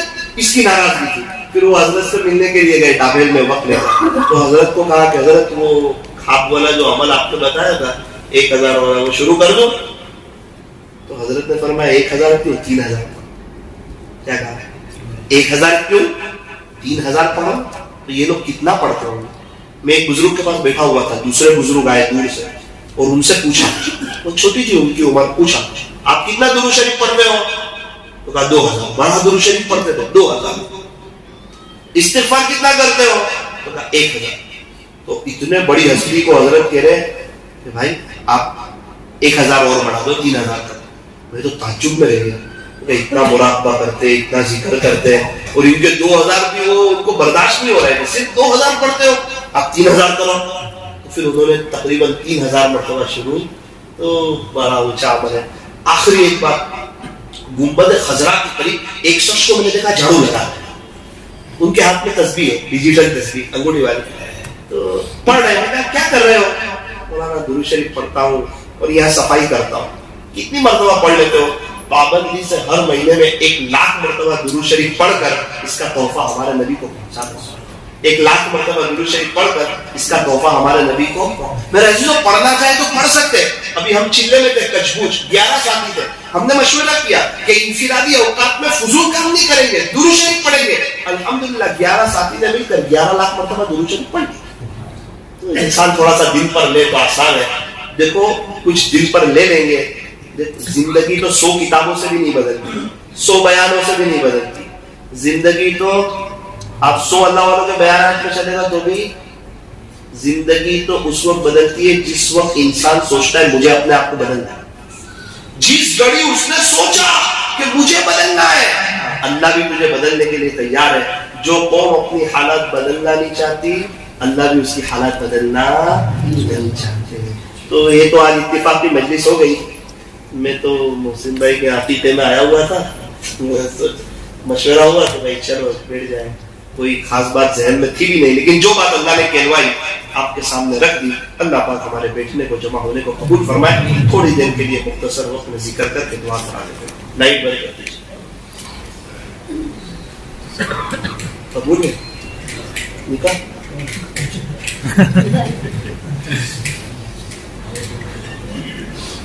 ابھی میں ایک بزرگ کا سن رہا تھا، وہ ایک شخص ہے، وہ کہتے تھے کچھ گاڑی کا کام کاج ہوگا، بھائی آنے دو جانے دو، پیچھے گاڑی آنے دو آگے جانے دو. تو حضرت فرماتے کہ اس کا نکاح ہوا تو اس کو پوچھا قبول ہے؟ تو اس نے کہا آنے دو. تو بازو والے نے اس کو ہاتھ مارا کہ بھائی تو کیا بول رہا ہے؟ تو اس نے کہا جانے دو. فرماتے جانے دو نہیں، قبول ہے وہ.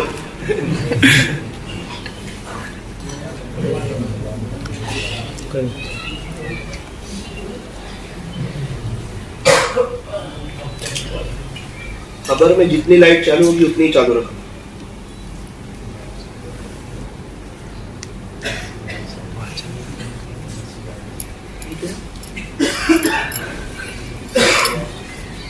حدیث سے یا کی تختی پڑھ کے سنا نا، حدیث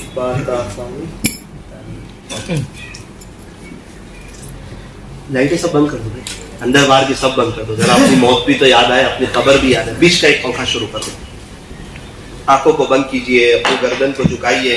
میرا عزیزو دیکھو یہ جب عمل کا وقت آتا ہے نا تو شیطان اپنا کام کرتا ہے. ذرا ہمت سے کام لو. ذکر کی جو مجلس ہوتی ہے بڑی قیمتی ہوتی ہے. اس مجلس پر بڑے بڑے اللہ کی طرف سے وعدے ہوتے ہیں. ذکر کی مجلس کوئی معمولی مجلس نہیں ہوتی. اس مجلس کو فرشتے گھیر لیتے ہیں اور ذکر کی مجلس کے بعد کی جانے والی دعائیں قبول ہوتی ہے. ذرا آنکھوں کو بند کریں، اپنی گردن کو جھکائیں. ابھی ہمیں اللہ کا ذکر کرنا ہے. ایک بات یاد رکھنا، آزو بازو والے کو نہ دیکھنا. کوئی ہماری قبر میں آنے والا نہیں. ہمیں اپنی قبر میں خود جانا ہے اور ہمیں اس کی تیاری کرنی ہے. اور اسی کی تیاری کے لیے ہم اپنے اللہ کو یاد کرتے ہیں. ہاں، جس کو جس سے محبت ہوتی ہے وہ اس کو یاد کرتا ہے نا تو کبھی کبھی اس کی آنکھیں بھر آتی ہیں. اللہ کے عاشق لوگ ہوتے ہیں، کبھی کبھار اللہ کا ذکر کرتے رونے لگتے ہیں. جس کا دل نرم ہو اس کو اللہ کی یاد کرتے کرتے آنکھوں میں آنسو آ جائے، سہے نصیب. دوران ذکر کسی کو یاد آئے تو واقعی زندگی بہت غفلت میں گزری. اگر روزانہ ایسا کرتا تو آج کہاں سے کہاں ہوتا. یہ اللہ کے سامنے رونے کی کوشش کرے. اور اگر کسی کو یہ احساس ہو کہ واقعی میں بہت بڑا گنہگار ہوں، وہ بھی اللہ کے سامنے روئے. ہم نے دیکھا جو اپنے آپ کو گنہگار سمجھ لیتا ہے اللہ اس کو رونے کی توفیق عطا فرماتا ہے. اور جو اپنے آپ کو نیک سمجھتا ہے اللہ اس سے رونے کی توفیق اور سجدوں کی لذت چھین لیتا ہے۔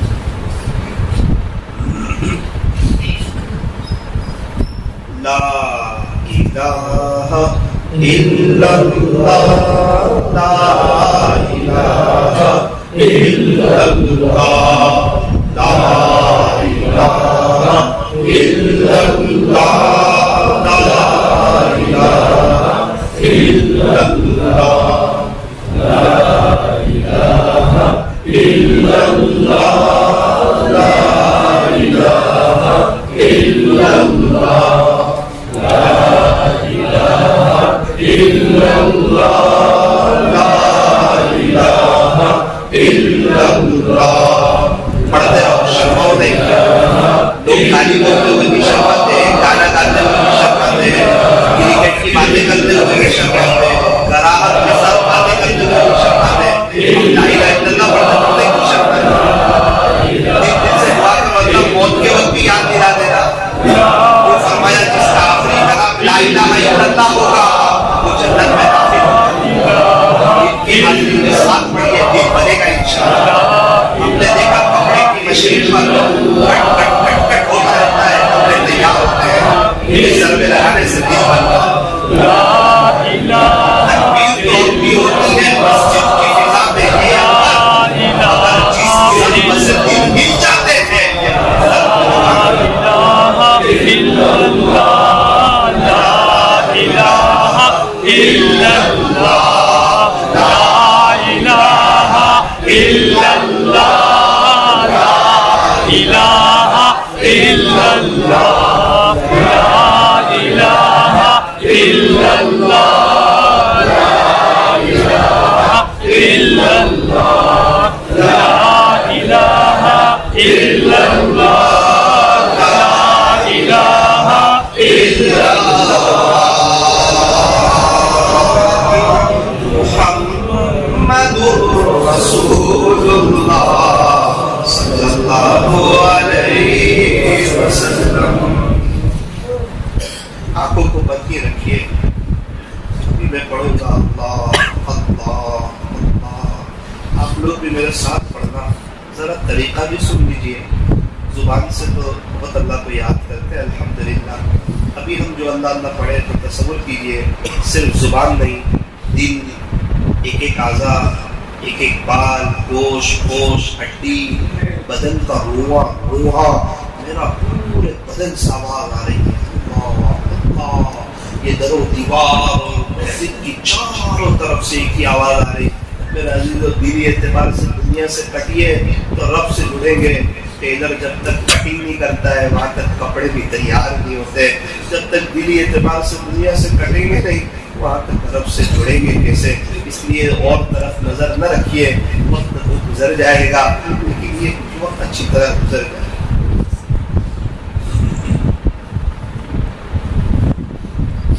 5-6 مرتبہ پڑھوں گا، اس کے بعد آپ بھی میرے ساتھ شروع کریں۔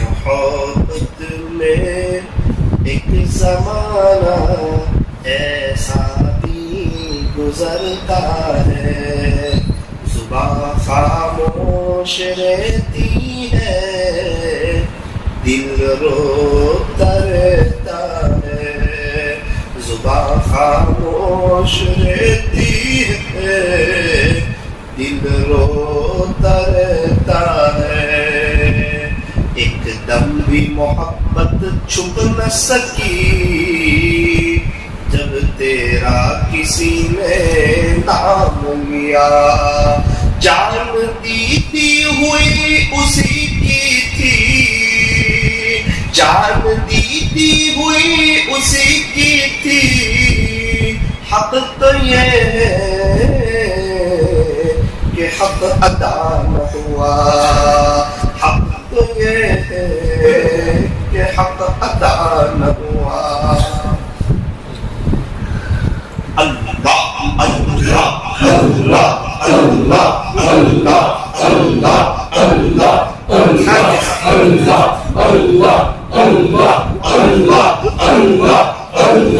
اللہ اللہ اللہ اللہ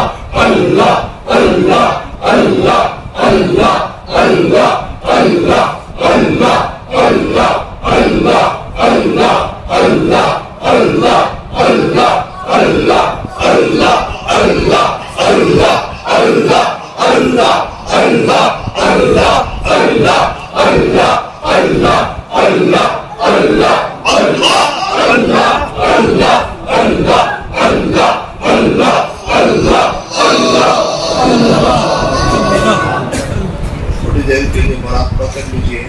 اللہ کی رحمت آ رہی ہے, ہمارے دل میں سما رہی ہے, ہمارے دل سے ظلمت و سیاہی دور ہو رہی ہے, اور ہمارا دل کہہ رہا ہے اللہ اللہ. زبان کو تالو سے لگائے, دل سے اللہ کو یاد کرے. اگر کسی کو اپنا کوئی گناہ یاد آ جائے,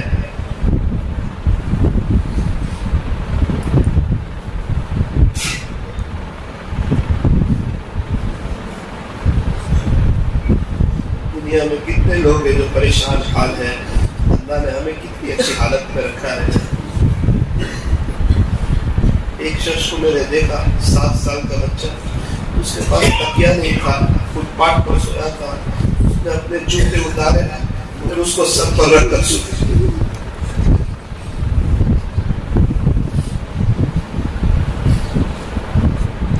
سورت نوساری کے بیچ میں ایک جگہ ہے, بیوہ فٹ والے ایک جگہ پہنچے, گھر کا دروازہ کھٹکھٹایا. ایک 14 سال کی لڑکی, 3 چھوٹے سے لڑکے 7, 8, 9 سال کے قریب کے. اس کو پوچھا اپنی ابا کہاں ہے؟ اس نے کہا 3 سال پہلے ابا کا انتقال ہوا تھا, 1 مہینے پہلے ماں کا بیت ہے.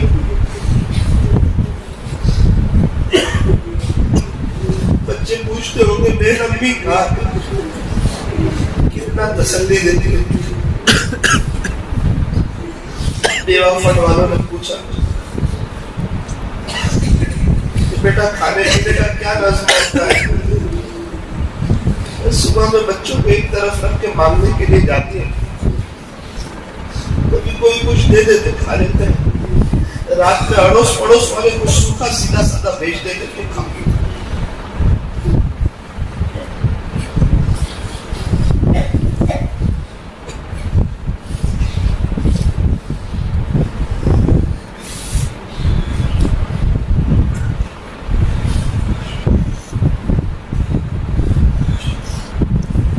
ایک بچے کو سر نے کہا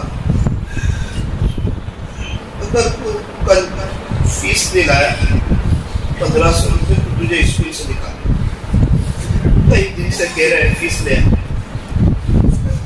ڈر گیا امی کو تھا, امی کل تو مجھے اسکول سے نکال دیا جائے گا. ماں نے کہا بیٹا ہر سال تیرے ابو فیس بھر دیا کرتے تھے, تجھے پتا ہے ابا کا انتقال ہو گیا ہے, تیری ماں غریب بیوہ ہو گئی, میرے پاس بھی دینے کے لیے کچھ کام کر. عمر دفتر پہ تیرے ابو کے پاس چلا جا, سامنے ایک قبرستان ہے, جا کر کے امی نے بھیجا ہے اسکول سے کل مجھے نکال دیے. امی کے پاس پیسے کوئی نہیں ہے. وہ چھوٹا سا بچہ اپنے ابو کو یاد کرتا کرتا بڑی خوشی خوشی کہ جب بھی امی بلاتے تھے ابو جواب دے دیتے تھے. آج بھی میں جاؤں گا, ابو سے تھوڑی بات چیت ہو جائے گی. اسے کیا پتا تھا پڑھنے کے بعد عام طور پر جواب نہیں آیا کرتا, اور ہم کہتے ہم پریشان ہیں, ہم برا کیسے چھوٹے. دیکھو انڈیا جی کے حالات ہمیں اللہ نے کیا ہوا ہے تو ہمارے اندر مستی ہے.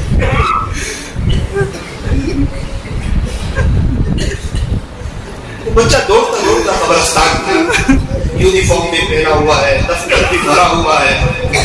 ابا کی قبر پہ جا کے بیٹھ گئے. ابو سر نے کہا ہے آئندہ کل اسکول کی فیس نہ بھری تو تجھے نکال دیں گے. تو آپ کو تھے نہیں, تو میں نے امی سے کہا تو امی کے پاس بھی پیسے کوئی نہیں, تو امی نے آپ کے پاس بھیجا ہے میری فیس دے دو. ابو دیکھو جیسے کیوں بات نہیں کرتے, آپ اسے ناراض کیے دیا.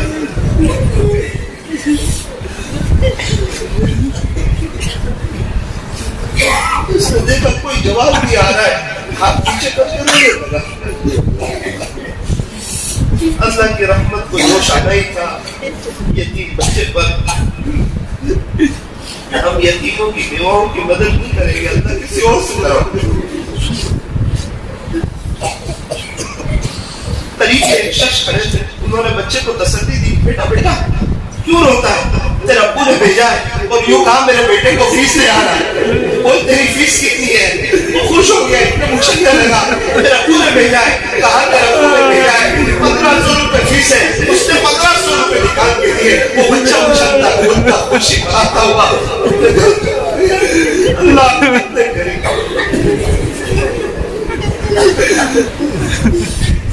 چھوٹے بچے بھی اپنے ماں باپ کو پہچانتے ہیں، ابھی تو بڑے ہو کے اپنے اللہ کو نہیں پہچانتے. ایک عورت اپنے شوہر کو پہچانتی ہے، ہم اللہ کو نہیں. اگر اللہ سے پہچانتے ہوتے تو یہ اللہ سے دوری کیسی تھی؟ یہ پیارے نبی کے طریقوں سے دوری.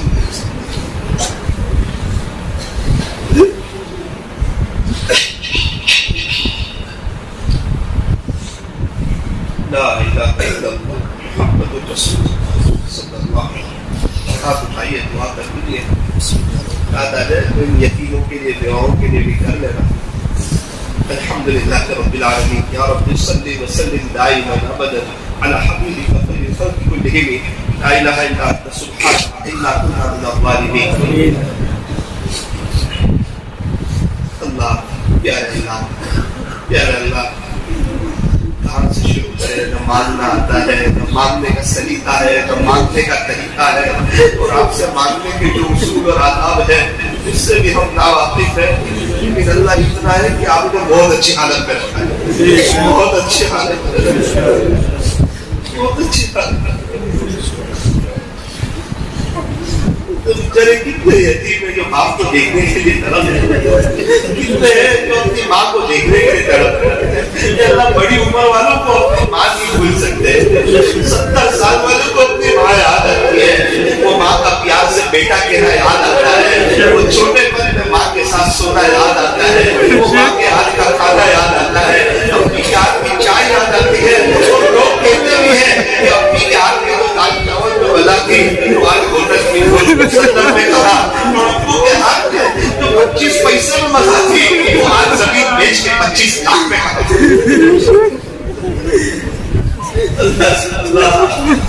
اللہ معاف کر دے، معاف کر دے، معاف کر دے. دیکھا یہ لوگ بہت زور سے ذکر کرتے ہیں. شاید اللہ مان جائے، مان جائے. اللہ مان جائے، اللہ مان جائے. اللہ یہ زندے لوگ ہیں، توبہ کر رہے ہیں. یہ آپ سے سنا کرنے کے لیے تیار ہے. اللہ یہ مجمع آپ کو ڈھونڈتا ڈھونڈتا آ گیا ہے، آپ کو تلاش کرتا کرتا آ گیا ہے، آپ کو دینے کے لیے آیا ہے، آپ کو بنانے کے لیے آیا ہے. ہر بار توبہ ٹوٹ جاتی ہے، اس کے ٹکڑے سنانے کے لیے آیا ہے. دوستوں کی فجر چلی جاتی ہے، کوئی افسوس ہوتا ہے کہ آپ نماز نہیں چھوڑتے. اب اللہ ناراض نہیں، رب معاف کر دے. اللہ معاف کر دے. ایک شخص سے میری ملاقات ہوئی، تقریباً 30 کلو کے قریب کا وزن اتر گیا تھا. پریشان، میرے پوچھا کیوں؟ میں میری بیوی کا انتقال ہوا، اس کے بغیر اچھا. میں نے کہا وہ جب تھی جب تو آپ بہت مقابلہ کرتے تھے، اس کو بہت ڈانٹتے تھے. تو مولانا اس کے جانے کے بعد احساس ہوا کتنی بڑی نعمت ہے. پورا سیٹنگ آگے پیچھے پیچھے. اور آج جس کے پاس بیوی ہے وہ ہے دیکھ رہے ہیں، دنیا دیکھنے کے لیے تیار ہے. اللہ معاف کر، اللہ معاف کر، اللہ ماں باپ کی خدمت کی توفیق عطا فرمائے. جن کے ماں باپ چلے گئے ان کی قبروں کو نور سے منور فرمائے، سارے ثواب کی توفیق عطا فرمائے. اللہ بھائی بھائی میں محبت عطا فرمائے، بھائی بہن میں محبت عطا فرمائے. ایک مرتبہ ایسا ہوتا ہے کہ بہن کو اپنے بھائی کے ساتھ رہنے والی بچپن کی یادیں تازہ ہو جاتی ہے. ساتھ اسکول جاتے تھے، ساتھ ٹیوشن جاتے تھے، کبھی ایک آملیٹ بنا دیتے تھے، اس میں کھا لیتے تھے. اپنی 2 روپے دیتے تھے، 1 روپیہ دے لیتے تھے. وہ اپنی اپنا جو دونوں سے پیار کرتے محبت کرتے بہن کو بھائی کی یاد آتی ہے وہ لیکن بھائی فون کرنے کے لیے تیار نہیں, اس کی خیر پوچھنے کے لیے تیار نہیں. بہن کبھی فون ہاتھ میں لیتی ہے اور سوچتی ہے چل ذرا بھائی کو فون کر کے خیر پوچھوں, لیکن رینگ بجنے سے پہلے کٹ کر دیتی ہے. سوچتی ہے شاید بھائی کو سمجھے گا کہ میں دعوت مانگ رہی ہوں.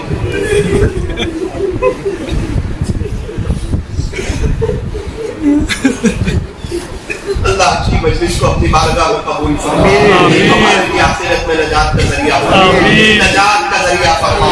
یہ اللہ دل بنا دیجیے, قلب کا تصفیہ فرما, نفس کا تصفیہ فرما, اپنی محبت نصیب فرما, اپنی محبت نصیب فرما. عاشق رسول بنا, جب دنیا سے جانے کا وقت ہے اس نے خاتمہ کی دولت سے مالا مال فرما دینا. اللہ حرمین شریفین کے دروازے کھول دیجیے, کھول دیجیے, دعا دیجیے, دعا دیجیے. آمین آمین آمین آمین. مجمع بیت اللہ کو دیکھنا چاہتا ہے, حضور کو دیکھنا چاہتا ہے, امت خضرا کو دیکھنا چاہتا ہے. وہ مسجد نبوی کے مینارے اور وہ جنت کا ٹکڑا اور وہ اصحاب صفان کی حاضری اور وہ مسجد نبوی میں آنا اور وہ جنت البقیع میں جانا اور وہ پہاڑ پر اور وہ کبھی بدر کے میدان میں کبھی مسجد قباء سے گزرنا, مسجد قبلتین سے گزرنا, اتنا وہاں کی بہاریں یاد آتی ہے. اتنا بہت مرتبہ دیکھا لیکن ہم نے ناقدری کی, ناقدری کی, ناقدری